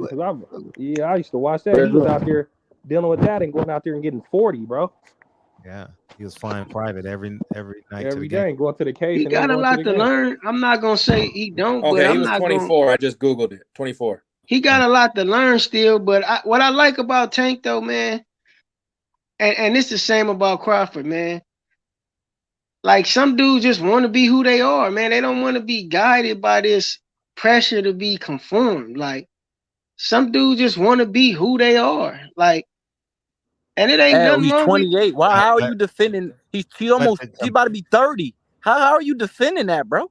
He's not a kid. I'm not Kyle, get off, because then we can round robin it. I don't Go mind if ahead. y'all talk, but Go ahead, Kyle. Sorry about that, brother. I got you, Mr. Henderson. Go ahead. Kyle? Okay, we go Mr. Henderson, then we'll go around. I'll pull Kyle back. Just put something in the comment section when you're ready, Kyle. Or I'll kick you out and you come in when you're ready. I don't know how to put you back. Go ahead, Mr. Henderson. Yeah, shout out to the panel, man. What's up, Fred? What's up, Hey, What up, brother? Yeah, I think this conversation about Tank and his intelligence is a little weird. You know what I'm saying? Like it's definitely weird. And from the my perspective on his deleting tweets, it's crazy how he's known for that, right? Mm-hmm. And it's crazy how somebody always got his tweet though. It's deleted, but somebody always got the receipt. Because now they know he deleted that son of a gun. So they got Yeah, so like I'm not sure, you know, the one brother on here was trying to tell him to grow up, but from a marketing thing, I'm not sure that you know what I'm saying? Like you gotta be careful when we on this internet. Not everything is, you know what I'm saying? You follow what I'm saying? Like not everything, some shit is smoke and mirrors, some shit is for you know, shock jock material, some shit is a marketing scheme. And I think Tank being known for tweets and deletes is kind of, I don't know, benefiting him somehow. I mean, because you got to think about it. The minute he tweet, like, how you got the receipt? And they screenshot that joint like a half a second. They hit you know what I'm saying? Yo, Fred, we've been on here many a times on your platform, and you like somebody telling you like, "Oh, Tank tweeted something," and you like, "Damn, they deleted it." You go to pull it up, and it's gone. Yeah. Facts. So yeah, that's what I got to say about that, man. But as far as Eddie Hearn, I think it's a little bit of you know, it is what it is. Wordplay with Eddie Hearn. It's definitely wordplay, and he wants the response. And then my question to you, Fred, wouldn't is it maybe Eddie Hearn said it because of the shit that you be up here saying? Like he's not a deep thinker, so attached to your narrative with the PBC, yeah, that's how he's able to get away with promises of fights and etc. Right? As opposed to the I'm looking at his decisions he's made in the last 2 years. You know, they haven't been sound decisions. You know, you don't grab your baby, was his girlfriend or baby mother? You don't grab her by the throat and drag her backstage willfully. It wasn't to protect her. It wasn't. You made a scene. You know, you don't drive your Range Rover, your Rolls Royce to a party. And if you get into an accident at a traffic signal, you know it's on camera. You can't get away in 2022. You know, like you got to make sound decisions. You know, that Lambo has 360 cameras, so it's recording. What he's doing at all times. Hey, you guys got to say allegedly to the case is done. Allegedly. No, I saw. I seen the video. I saw the videos. Oh, you shit, know, I like didn't see the video. Yeah, so he hit a pregnant woman and she asked him for help, and he just took off running. That's according to her. Well, I didn't hear what I saw because I didn't hear the audio. If it's according to her, then why did he offered a plea for it to admit to it? Hey, black men accept pleas every day, and they rejected it. Sometimes you got to take the plea when you do stupid shit. They ain't no because that's the truth. No, because so you make an excuse for him hitting a pregnant black woman. Nah, hell nah. It ain't, nah, you big like, nah. See, when you do stuff like that, you got to be held accountable. Just like what Fred said about Earl, like when you know what I mean, anybody, bro, when you live and you're young and you do stuff, you got to be held accountable and take your shit on the chin and deal with Tank whatever come isn't with it. young, If man. you go kill somebody, bro, or you go rob Hey somebody, yo, you gotta go be like, I Tavon, did that, I gotta go take my Tank time. is 28 years old, about to be 30, Tank bro. ain't young. Tank is not young. Not But let me bring young, Kyle. bro. He's not 22, bro. He's not Devin And Haney I'm not, age, bro. and I'm Devin not calling Haney him act more young. mature than him. Devin Haney act Keep more it real. mature than Tank. Devin Haney got a father Devin Haney too, act bro. more mature than all of them. Devin Haney got a father too. Yep, Bro. here we go with that, man. Here we go with Devin that. Haney act. Look at Teofimo Lopez got a dad. Look how he act. Right, facts. Very immature. He ain't in no trouble though. He looks He lost. just he got mental shit going on. He ain't in no legal trouble. Go ahead, Kyle. You got anything you want to add? No, I was saying Teofimo Lopez, he got in legal trouble. Yo, Kyle. Are you sick, man? I didn't even recognize you. Is it raining up there yet, Kyle? Hell yeah, man, it's been raining forever. It's coming back to LA tomorrow, but I know my check to my pops up there. He's like, man, it hasn't stopped. I thought y'all didn't get rain in California though. Shit, for the last couple of years, we didn't get nothing. And the second half of December, man, first week of January's been bad. I heard Kyle up there with a boogie board up going up Bancroft. You already know. So what do you think of the Eddie Hearn tweet? You know, we talked about this last night. I think he a mark. Oh, we sure did talk about it. Yeah, we did. Yeah, No, thank you. You know, I think he a sucker. You know what I'm saying? He always do sucker shit. So I mean, you gotta expect that from a sucker like Eddie Hearn. You know what I'm saying? Facts. He needs to be worried about his. He worried about his Anthony Joshua ever gonna be good again. We say you need to be worried about that $6 billion the zone lost. That's not his problem. That's Len That's a Bavotnik's network problem. issue. That's not just boxing, bro. That's a whole. That's a whole. That's a whole people. That's a whole global. That's like a promoter. buying sports Yeah, that's rights. not that fucking Eddie Hearn issue. It's not on boxing.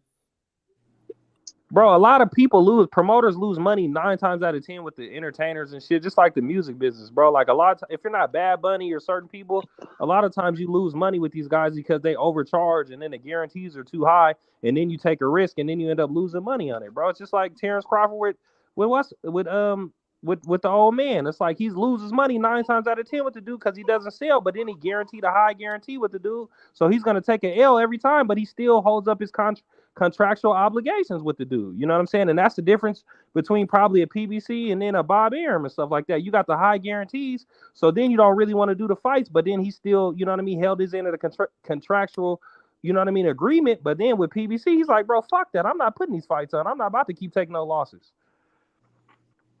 Same shit. Hey yo, Fred. Yes. You remember when Floyd said to Tank, what he's saying in the media that Tank, whatever, he gonna get Lomachenko to You remember he was threatening to have him fight Lomachenko?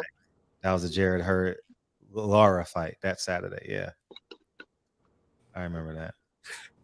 We were talking about that at the fight. Yeah, he was treating him like a son. You got something? He was definitely treating him like a son. Yeah. Being that the brother mentioned the zone, I have to say this though, Fred. And you know, I agree with a lot about what you said about, you know, PBC as far as with how they played their hand early on. But like I've always said about Al, I do believe the brother is highly intelligent and he has a heck of a lot of experience that is going to get him out the hole. And I kind of see PBC coming out that hole and actually kind of doing better, you know, than the competition. So I know you don't care for him, but you got to give a man credit though. Show the proof. What's the proof of it? Well, understand this. Would you agree that PBC, like most corporations in America, are operating under the same financial system? No, you made a statement and you didn't answer my question. You said they're doing better. No, I'm gonna take you somewhere. No, but that's gonna take too long. Show the proof. Give us evidence. No, I'm about to give you the proof. Okay, give us the proof. Do you agree that PBC, like most corporations, like all corporations doing business in America, are operating under the same financial system and within the same climate? This is true. I'm talking about. Are you talking about the zone? Like I don't know. No, I'm talking about PBC. PBC, like all other corporations in America, are operating under the same climate. They have to deal with the same economic woes, good time. It's just like the stock market. Everybody on the stock market got to deal with the same variables. Yeah, just give proof. That's all I want is proof. Okay, I'm about to give you proof. Being that we have a financial system that's predicated upon continually growing, continually profit. It's third on by profit. Every year you got to make more than the next year, and eventually we go through this it used to be every 20, 30 years. Now it seems like it's every 10 to 5 years now that we have a bubble burst. And I believe that's by way of greed. And PBC got caught in the greed when the money got issued out, like most people, most CEOs do, and they flop. He's still doing business. And we've seen we know the curve. It go like a wave, up and down. Show the proof. The proof is that he's still in business. No, you said they're doing better. Tank just sold out Oracle Arena. He just did the biggest. Yeah, but that's one profit, but that's not going to that's not going to sustain 300. And remember what I said though, Fred. Remember what I said. Compared to the competition, we're not comparing it to the competition. Hold on. Well, who do you always say don't compare to the competition? If you in business, who do you compare to? You in business because you only in business because it's not a monopoly. You only in business because you got competitors. Oh my gosh, you're changing your own argument. No, I'm not. Okay, let me respond to you. And it's real short and sweet. You said they're doing better. Give us the proof that they're doing better, not the narrative. Give us statistical data that they're doing better. And they just had 2 great cards back to back. Tell me the 2 great cards. The Tank card. And then the Plant card. Tank made money. Did the Plant card? Frank Martin didn't make money. What was the Plant card? Oh, Plant. It didn't make money. 77,000 views. Well, it seemed like it did good to me. I don't know the numbers, but I believe that's what I'm saying. You can't. I believe that it. Hold on. It kept the boxing public engaged. Let's say that. You're changing the argument. Now everything keeps the boxing public engaged. Earl negotiating with Keith Thurman keeps but that doesn't mean it's gonna happen. But that's what I'm saying. Based on its competitors, though, would you say that PBG is doing better than the competitors? No, I think Bob Arum is doing Fuck no. Bob Arum is doing way better. Hey, Al, matter of fact, can I challenge you real quick about PBG? Shakur got 3.3 his last fight. Who did?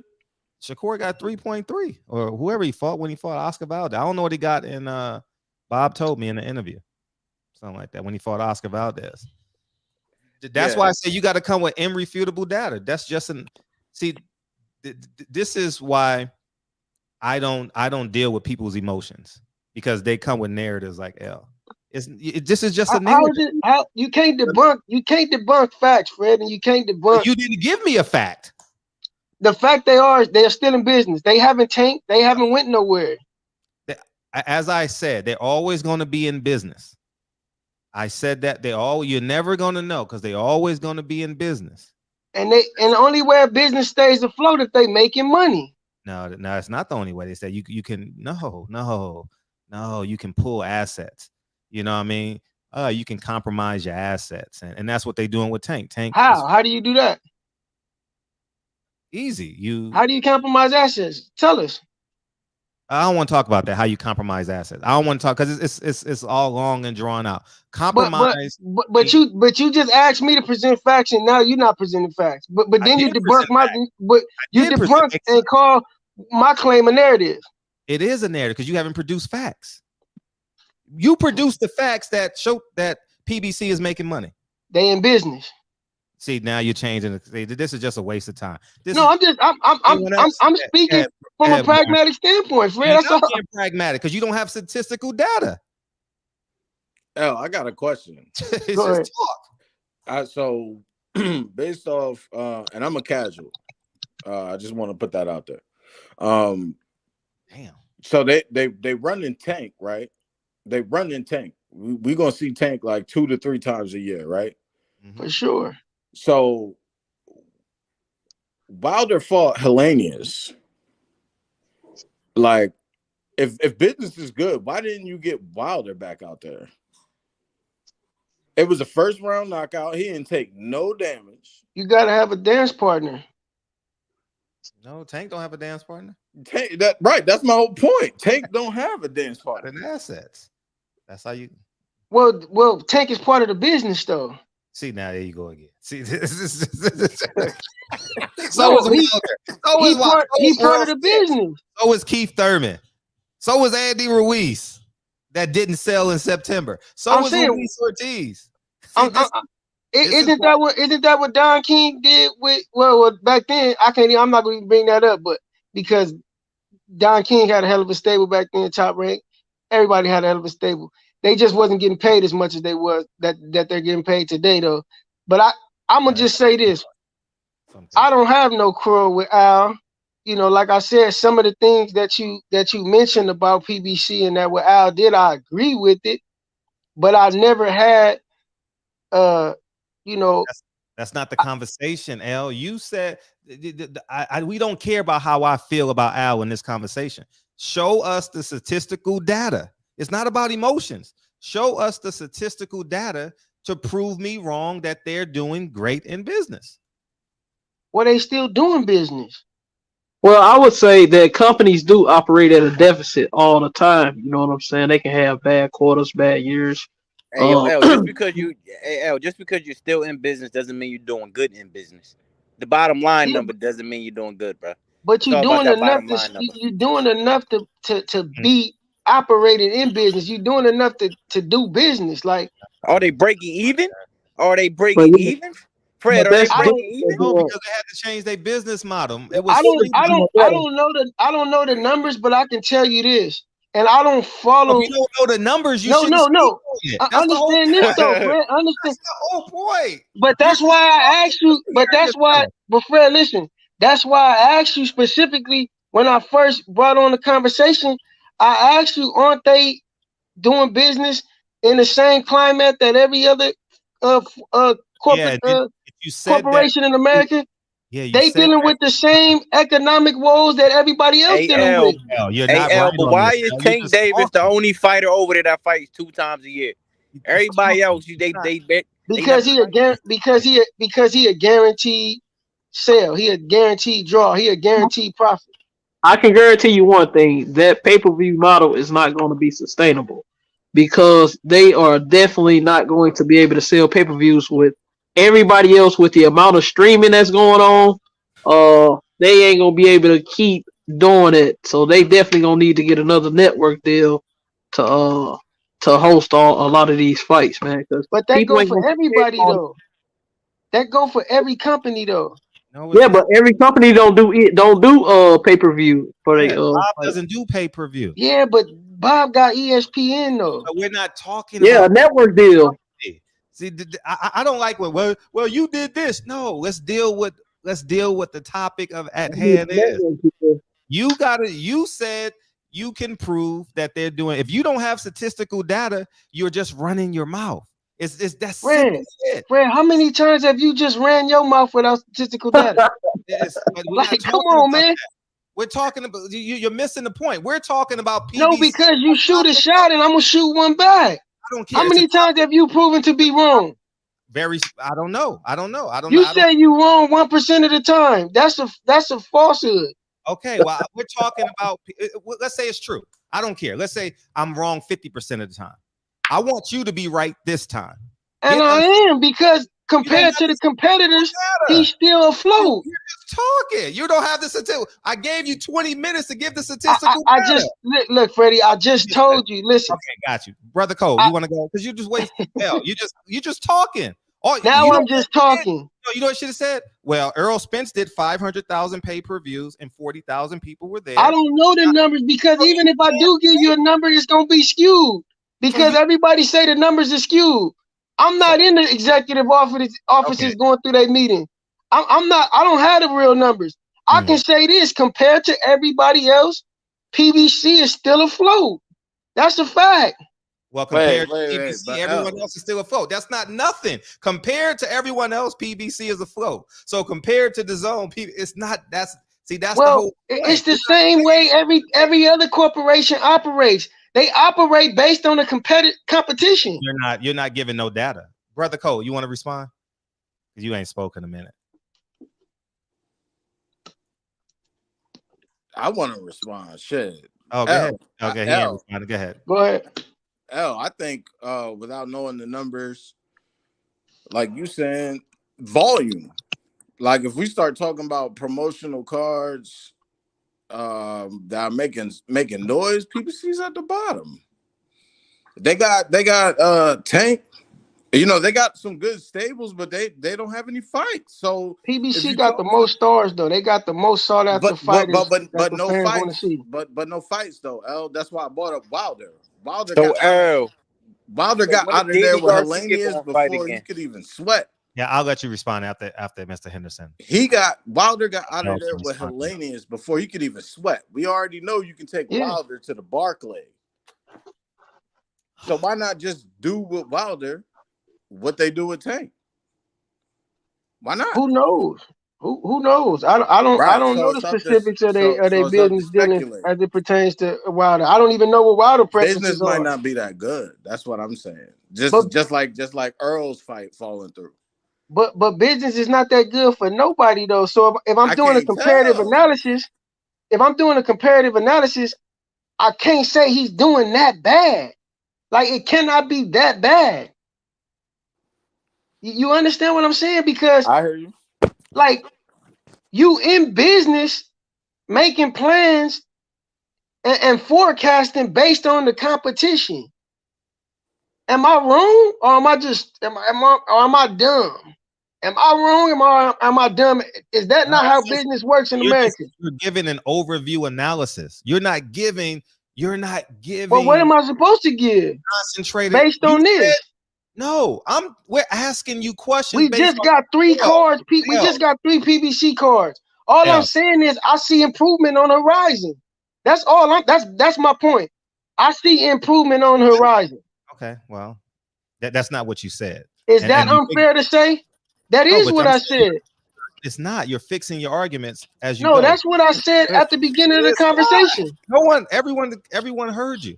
That's not what you said. Go back. You don't have to. I want you to go back after tonight and go see what my initial statement was. Right? I don't care. In business, it's all about numbers, bro. You know what I mean? It's just all about that bottom line number. That's a fact. Are you talking about the cards? Like you feel like the cards is going into up and up, or are you talking about the overall business, their bottom line number? Again, I don't know their bottom line number, but I can see their activity is picking up.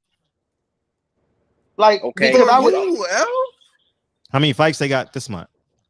I'm not sure, but what made me think about this is that I was having a conversation about the Planet Benavidez fight. Isn't that occurring?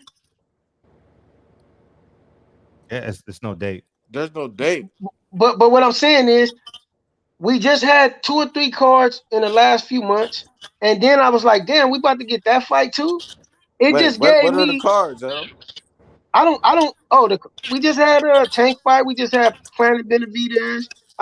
Planet Darrell, and I don't know if what was the other cat that you mentioned with Fred? That's with Errol Spence. He just had a card, right? Yeah, Frank 100,000 views on Showtime. So that's 3 cards though. That was good for the fans. For me, I'm happy with that. Like something is better than nothing. We're talking about economics. You came in talking about economics. But Fred, talking about the fans' perspective. But listen though, Fred, listen. Everybody is dealing with the same. L, you just talking, dog. L, how am I Hey, just yo, talking, L, I ain't Fred? gonna lie to you. Hey, yo, L, on some real shit, you talking in circles. Because first you talking, because now you talking about cards. Like you seeing more cards being put on TV and shit like that. We talking I'm saying that's improvement though. No. Listen, bro. At the end of the day, that we don't know how they're doing in business. That don't mean they're doing good in business. They could be breaking even. They could be drowning low key. We don't know. This nigga Yoka, but based on what Bro, what just happened? Luka just hit a game tying 3, dog. Based on what we know about PBC and how they do I guess they got a payment plan. We don't know how how he paying those guys. But whatever the case is, they've accepted it. No. L, we do You know. heard We do Adrian know, Bro in the L. interview? Hold. Let me cook this egg. L, did you hear Adrian Bro in the interview, bro? Adrian Broner, L, you cannot listen. Pieces of it. He told you everything you need to know about what's going on without saying what's going on. You got to read in between the lines. He fuck with Al. He fuck with Al, so he really ain't want to, you know what I mean? So he didn't want to drag him. Yeah, but if you read in between the lines, he told you everything you need to know, man. But okay, watch this though. Watch this. L, how they let AB walk? I've never been against your argument, Fred, about Al making a mistake with going off the hook. You just want to show the economics that you speak of. No. I never disputed the fact that in the beginning I felt he made some mistakes early on. So like he squandered I never disputed that. But my thing is this though. I don't even give AB too much.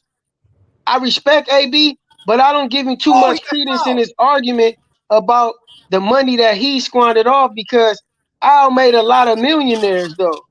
Let's be real. Who else was gonna give him that money? Why do you think he was able to sign everybody up? Because he dished out the money. And you just got to give Eddie Hearn the same credit then. It's the same plan. I never said it was. I told you this before though, Freddie. I told you they all the same. I look at them as all the same. I've never been too high on PBC. I look at them, they in the same business. L, your argument was, I don't want to get off track. Your argument was that they're doing better. I just made a statement. You made it into an argument. Well, a statement. Okay. And you asked me, and I'm responding to that statement. A statement. You made a declarative statement, right? That was it.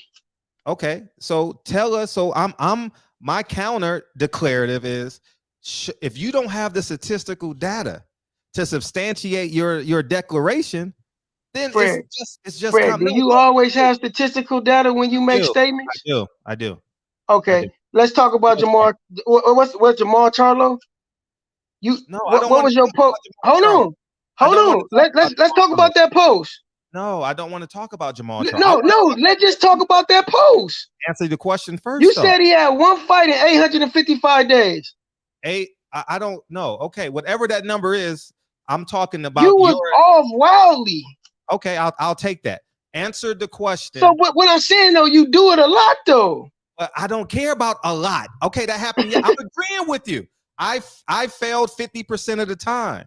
But if you coming on here with an argument or you're coming in here just to talk, I just made a claim. I just said, don't you see? You're just wasting. Is he making improvement? Al, you got something to say, dog? Because you're just coming in here just talking, and everyone on the panel and in the chat is saying the same thing. If you don't have the data to substantiate what you're saying, the sky is blue. Okay, we're gonna go outside and look. Is the sky blue? What time is it on your clock? 9:27. We look at our clock. It's 9:27 Pacific Standard Time.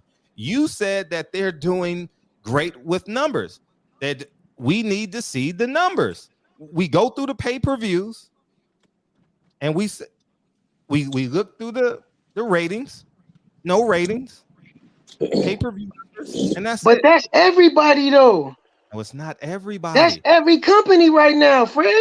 We're not talking about every company. How is our economic system right now in America?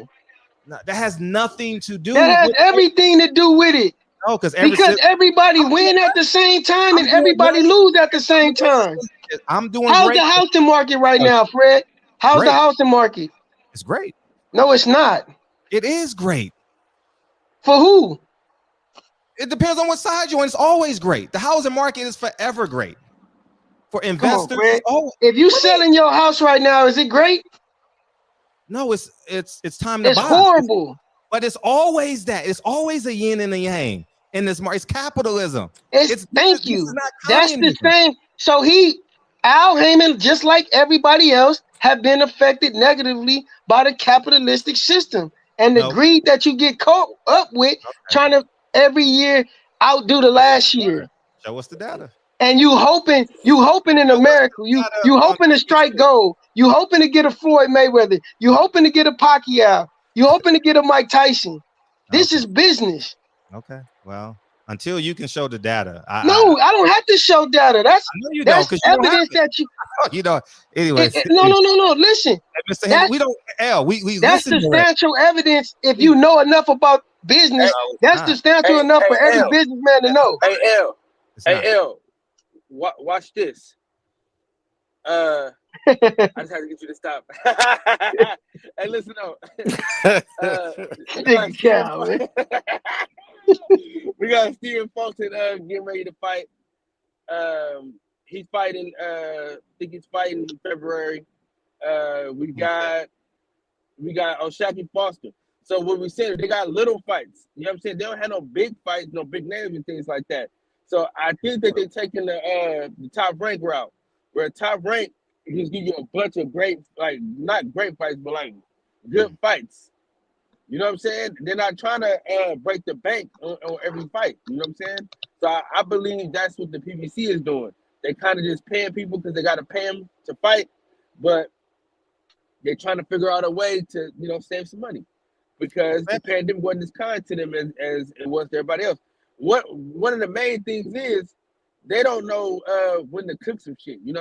They overcook shit or they undercook it. You know what I'm saying?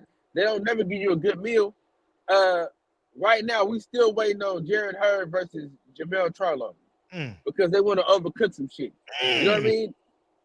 So that's the thing about it. They overcook it. Now, no Rashidi Ellis versus Jerome because they overcook some shit.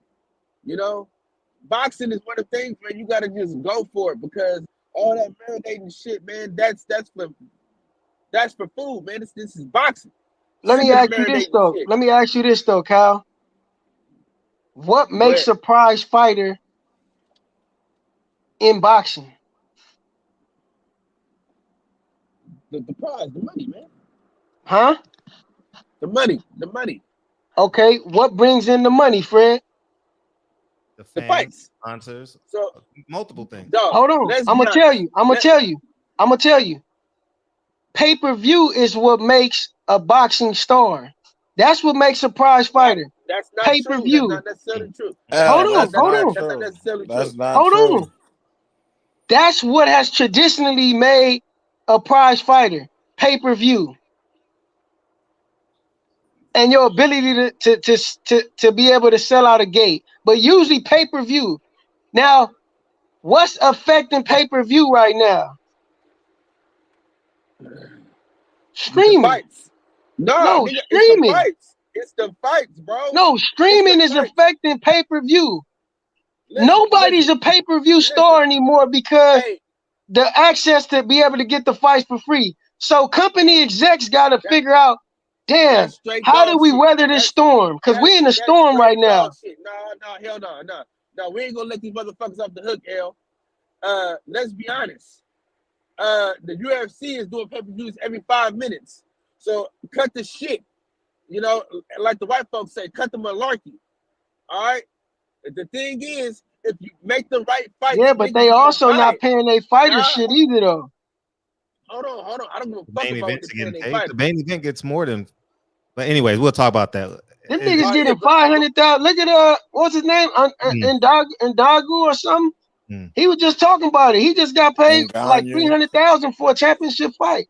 Couple of fights back, I believe. 1 or 2 fights back. But see, or 500,000 at the most. Bro. I'm not about to praise Dana White because they in a much more dangerous sport, and them niggas is getting paid crumbs. But Ali is the same way. You can go Ali Frank Martin. That wasn't $1 million purse for the main event. That was damn near probably $500,000 total. I agree. So it goes, it swings like this between and that's the point I'm making. Oh, I'm talking about the purses. It's swing. I'm talking about like if you have a card February 1st and you have a card February 2nd, it swings every time. You know, like the February 4th, it's 500. It's the purse bid was $510,000. It swings. If they had a way to get this streaming under control, and to where people couldn't steal a fight, as they say it's stealing the fights. It is what it is. No.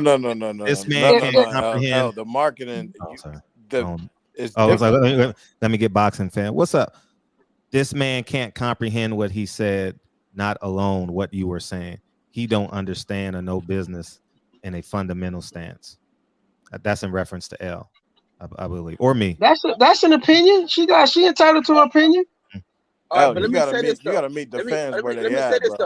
Let me say this though. Let me say this. See what we find. Lost you, dog. Go ahead, Mr. Henderson. Yeah, you gotta meet the fan.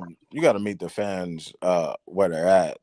And the reason UFC is doing what they're doing, got combat sports on Smash for the most part.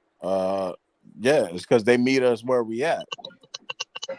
When it's time to make them fights happen, don't nothing compromise the fight. Nothing. Those fights happen. And we get them at such a volume, like the volume is so consistent. Kyle said every 5 minutes. Oh, yeah, but it's also a higher propensity to see violence in that sport as well. You got to understand the appeal of violence also captivates the market as well.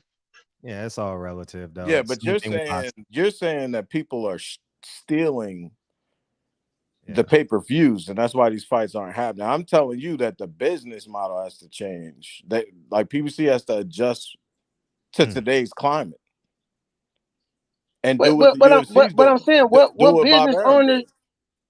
business owner is gonna give away something just for the simple fact that the fans want to be satisfied? Like, they're not gonna give you meeting them halfway and saying we gonna pay for the fight. I'm just looking at it from a business standpoint. Like, that's just like you, Fred. You're not about to let 10 tenants not pay rent for 5-6 months, and just because they say you need to meet us where we at because X, Y, and Z. That's not how business works. I'm just saying, like, PBC is caught up in the same whirlpool that everybody else is caught in. Ooh. It ain't no difference. It just we just got a higher expectation for PBC. Why? Because a black man is the showpiece of the company. They got most of the stars in the game. They got a lot of our favorite fighters that we demand to see because that's who we adore as fans. So it's a little bit more responsibility given to PBC, and it's a greater expectation given to PBC. Just because you see a card don't mean you are successful. Fighters fight are hardly networks. I get what you're saying, like the fighters, the networks, etc. And they haven't had a successful card, but that's he changed his argument. So because he couldn't substantiate his statement. But go ahead, brother Cole. Now you try to throw shade at my argument. Actually, my statement. I'm not throwing. You haven't You substantiated. do that a lot, Fred. I told you, man. We had these conversations plenty of time on the park. Fred. All I'm asking you to do, if you prove your argument, Freddie, you cannot outthink me like you outthink most people by saying these. I'm not out. these blanket statements to try to discredit what I'm telling you. You discredit It's cool that you do that. I get it. That's cool. But you can't do that because everybody, I'm not the only one. Everyone is asking you to prove your claims. You haven't proved your claim. I'm telling you right now, if you in business and you able to conduct business, it don't matter if you're not winning. You able to conduct business. You got enough. Okay. So let's put it on. You have a training business, right? Yeah, when I'm training, yeah. Okay. And you also drive trucks, right? Yeah. Are you in business training, or did you prefer to do trucking? You said what? Did you are you training or are you trucking? Right now I'm trucking. Exactly my point. So that's what I'm saying. So you change your business model based off of necessity. And you can't substantiate claim. Just how you can say I make more money trucking than I do training. I'm assuming because that's what you do more of, right? Yeah, but that doesn't necessarily mean I make more money. This game. I'm not saying capable of making more money. I'm saying like right now, because Yeah, every time that's what I put my time into. That's what I put my effort towards.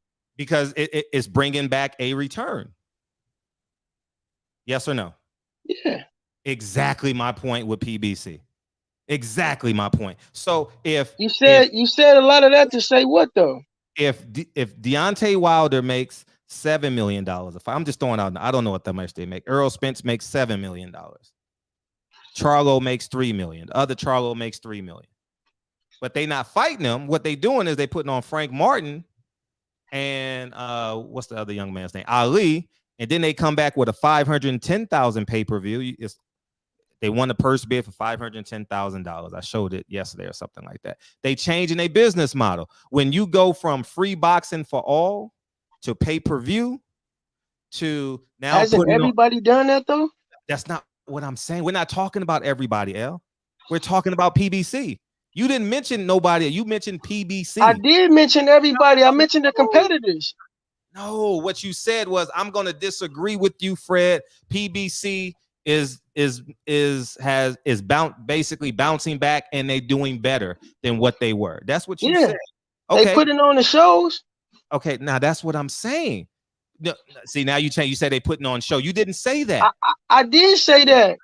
Oh my gosh, it's another. See, the fact that you were so hasty to not even hear me out from when I told you I'm trying to take you somewhere. The fact that you tried to avoid the question in the first place is the reason why. And the fact you were so hasty to try to discredit my statement. I am discrediting you because is the reason why you don't fully understand what I'm saying, or you acting like you don't fully understand because it's evident.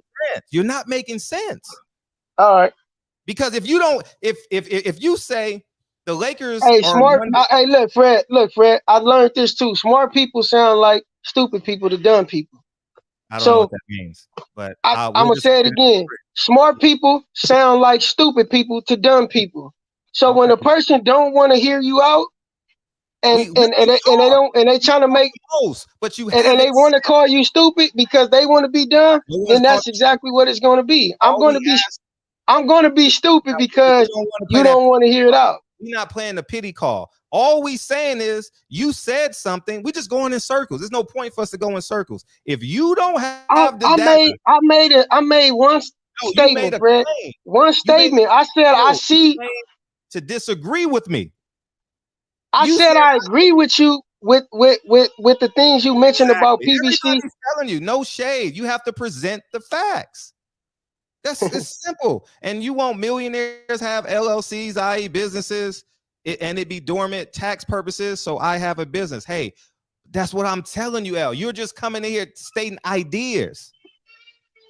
That's all you're saying. It's nothing substantial. These are just big macro ideas. This is what you're saying. And until you can say PBC did A this quarter, they did this last quarter compared to this quarter. Why do you think I give people stock options? I go through fucking 30 quarters. This is what they did December 2022. This is what they did December 2021. This is what they did December 2020. This is what they did November 20. Before I even put it on my Instagram story, I do statistical data analysis. AL, you got your truck? AL, do you have a truck? You Can't can't even have your own truck. Okay, so just like in trucking, if you got your own truck right now, with fuel prices up, that don't mean that owner operators are winning. Some right now are just breaking even. A lot of them going out of business, or a lot of them they honestly I don't even know why they still got their truck, bro. And a lot of them park their trucks, bro. A lot of people that's breaking true. even, A lot bro. of them are going out of business. PBC could be breaking even right now, bro, or they could be drowning. Hey, they still in business though. Yo, Dinwiddie. But that doesn't mean that they're in the green, bro. They could be in the negative, bro. Overtime. I never said they was thriving. I said I see some upswing. I said I see some upswing. That's all I said. But you gotta show us the data. Yeah, you talking about upswing just because you Where's seen the the car that was upside? just on? That don't mean upswing, bro. Just because a car time to time check how gonna the car, tell. Time how is that gonna upswing, tell. bro? Time gonna tell, right? Okay. All my favorite fighters are over there, L. So that's what I'm saying. Like, No, all my favorite guys is over there too, except Terrence Crawford. Really? well, To thank be God honest, Adrian's and on the way. Canelo, I like Canelo a lot. You know, but I'm gonna watch. they AB. got it. PBC got the best stable out of everybody. Shout out Top Rank. I'm gonna watch. So definitely, yeah. Don't forget to watch. When is Danny Garcia gonna fight again, L? I don't know because I don't know their contracts. I don't know what them dudes signed on the dotted line. What you think, L? What you think? How long What do I think? Yeah. I think that I'm gonna tell you like this. From me analyzing the situation with them dudes, I think like Errol Spence say, I'm loyal to Al Heyman. That has to have came at a price. And it goes to the point that you made, Fred, and we talked about this before. Them dudes got advances from Al, and that's how Al hook, line, sinker them dudes.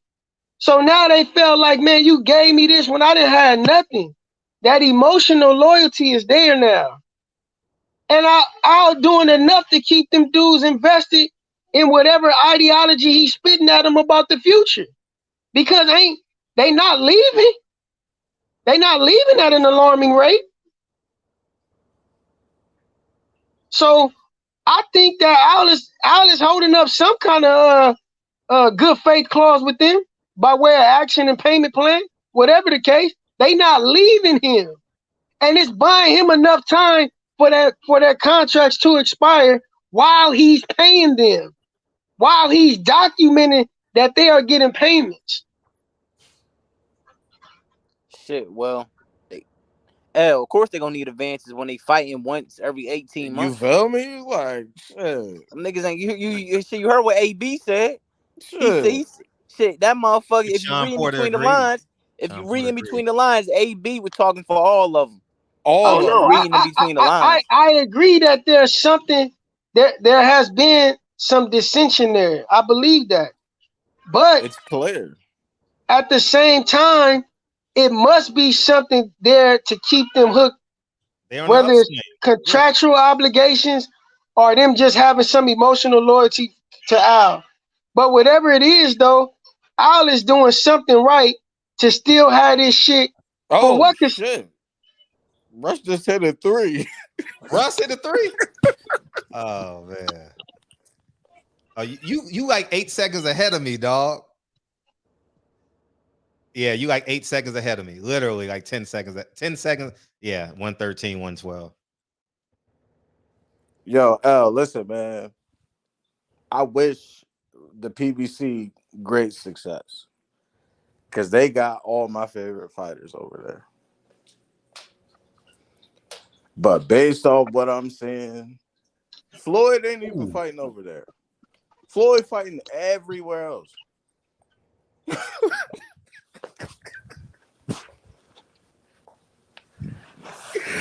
Yo, L, Floyd fighting everywhere else, bro. I hope I see shit. I like to see Earl. I like to see Wilder. I'm not saying everything is all good at PBC. I'm just saying this. I'm not gonna underestimate a person that's far more of a business guru than I am. Hey, Yo, L, you know what I right think? now. Hey, L, right now, who you got? Tank or Devin Haney? Ooh, that's razor thin, but I give Devin Haney the edge slightly. But it wouldn't come to me as a surprise if Tank, handle Tank business and do what we accustomed to seeing him do. Like, I wouldn't be surprised at all. And I wouldn't be no less affected by it either way. I would be happy, just as happy as I would if Haney took care of business. Yo, L, you know what's crazy about that fight?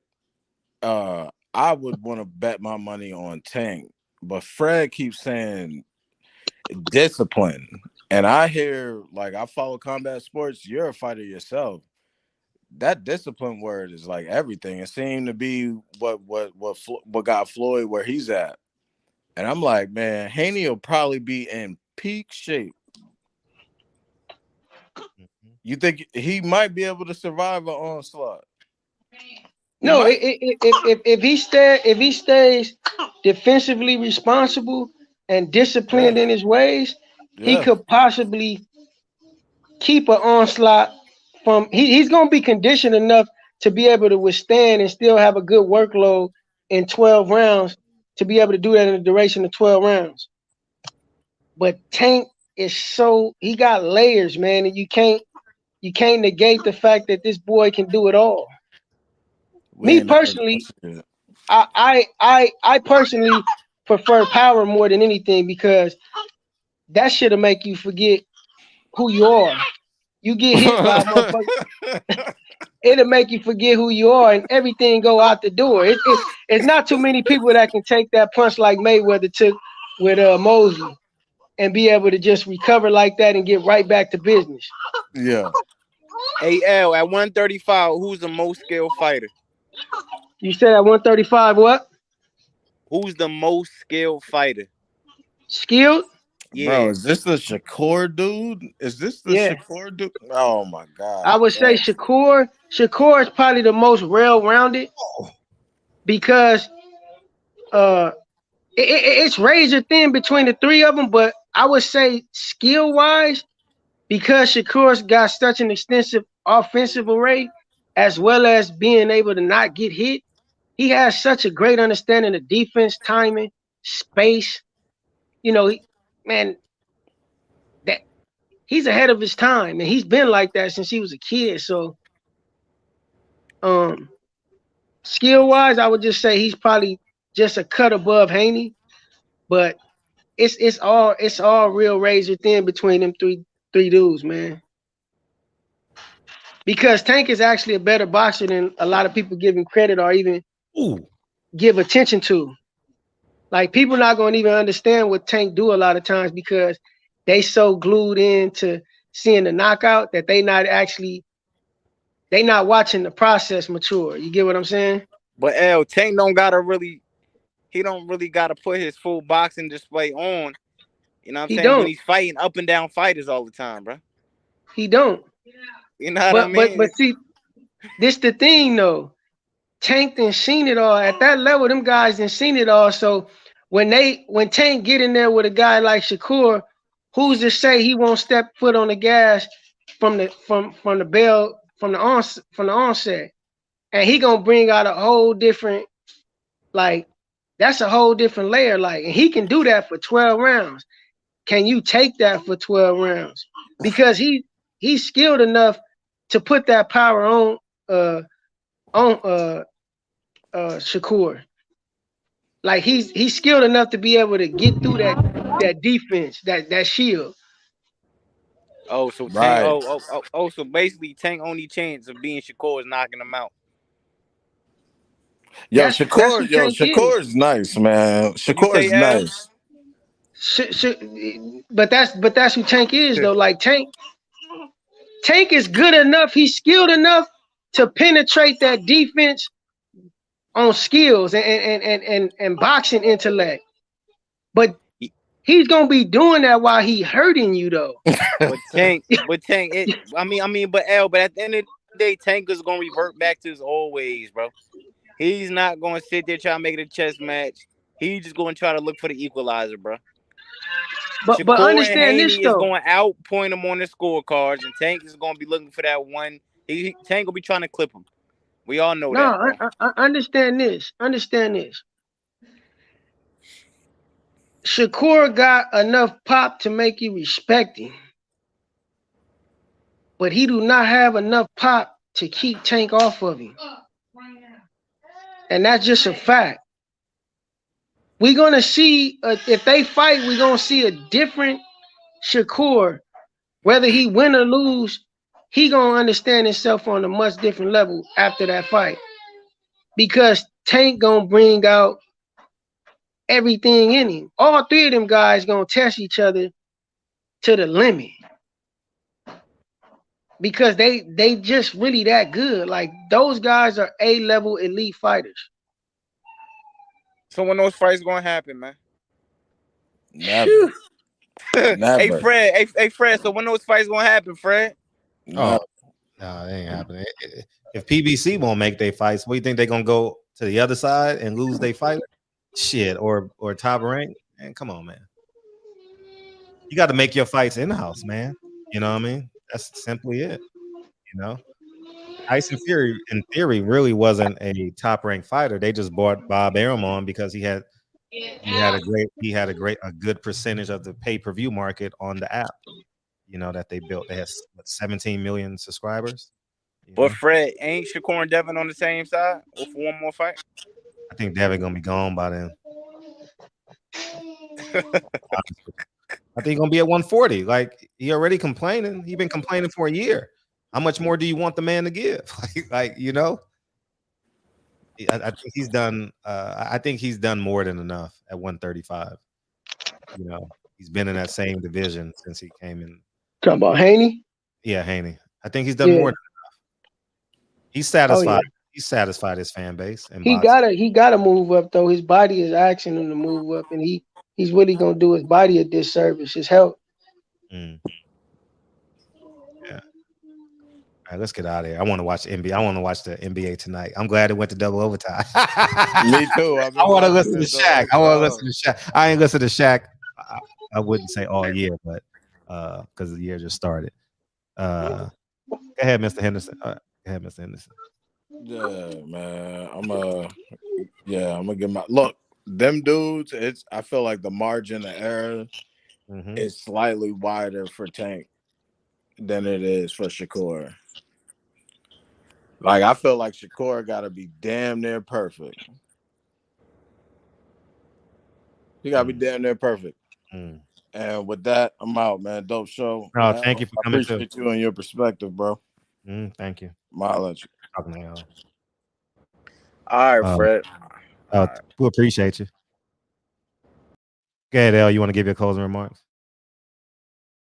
Yeah, man. Good show, man. I don't mind being on the other side of the fence, man, and having everybody swarm against me, man. But like I said before, Fred, a lot of things I agree with you, but you, like all of us, man, we human. We all make mistakes. Sometimes we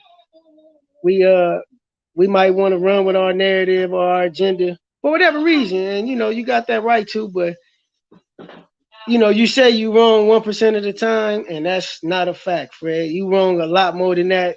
Maybe your pride don't let you admit to it, but it don't make you no less of a person to me because I know you. Like I say, I know Fred. At least I hold you in high regard, despite, but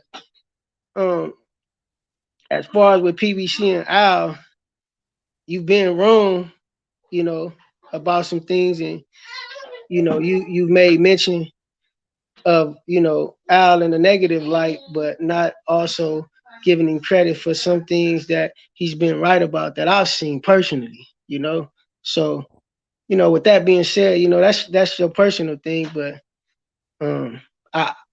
I see some progress in PBC, and I'm hoping, like Jerry always say, I don't want PBC to go nowhere. They one of our main sources of our entertainment in this boxing game. So with that being said, man, I'm pushing for Al. even though I've never been a big fan of Al.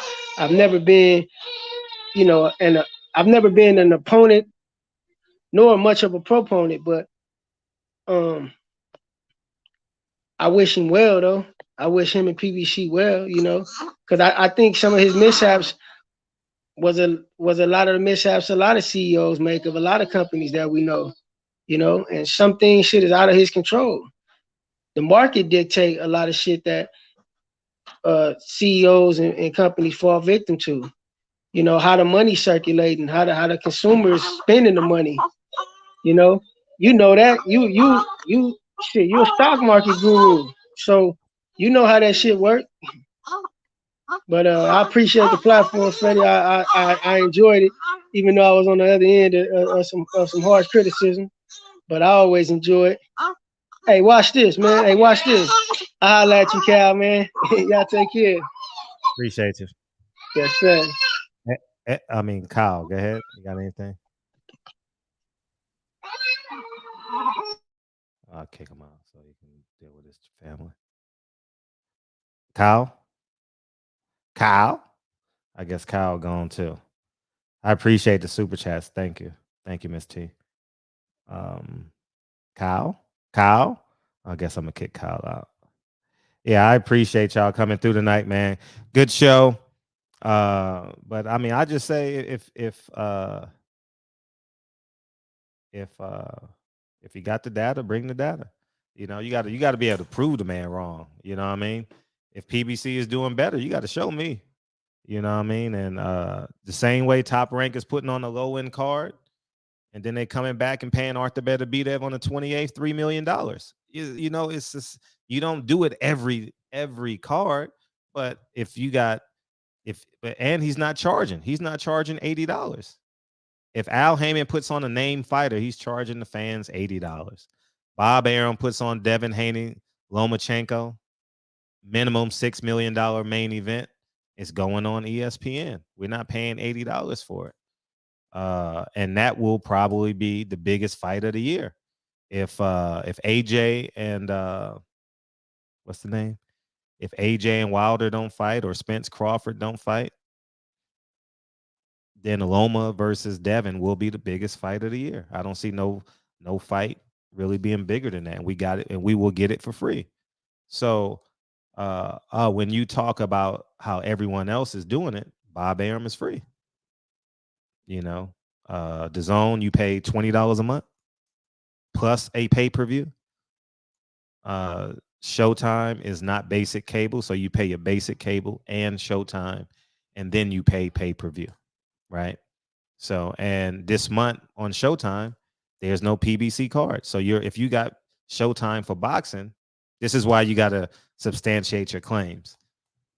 There's no cards. They didn't replace Jamel Charlo. They just said, fuck it, we just go on one pay-per-view. And then you got O'Shaquie Foster in San Antonio for $600,000 main event. And there's no $1 million main event, So, and you never associate movement with progress, guys. All right. And that's the problem. We associate a lot of movement with progress. Hey, he doing a lot. He traveling all across the world doing A, B, C, D, D, E, F, G, H, I, J. Is he making any money? Is he doing the same thing in 2020 that he's doing in 2023? It's just really that simple, man. And it's just that reality. So until PBC does, they got to put on the big fights and hope that America responds. That's simply the case. If America don't respond to Caleb Plant, David Benavidez ain't fought since May. David Benavidez will be out a year. Errol Spence ain't fought in a year since April.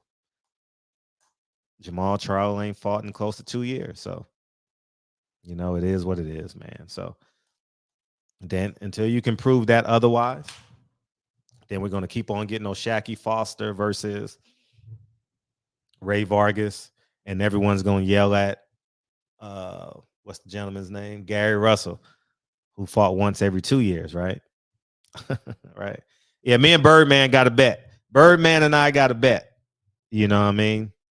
And that's the problem. Boxing fans associate movement with progress. That's why we keep on paying for the pay-per-views. And it's not progress. You know, progress is improvement. You know, Ennis opponents hasn't elevated. Same level of opponent.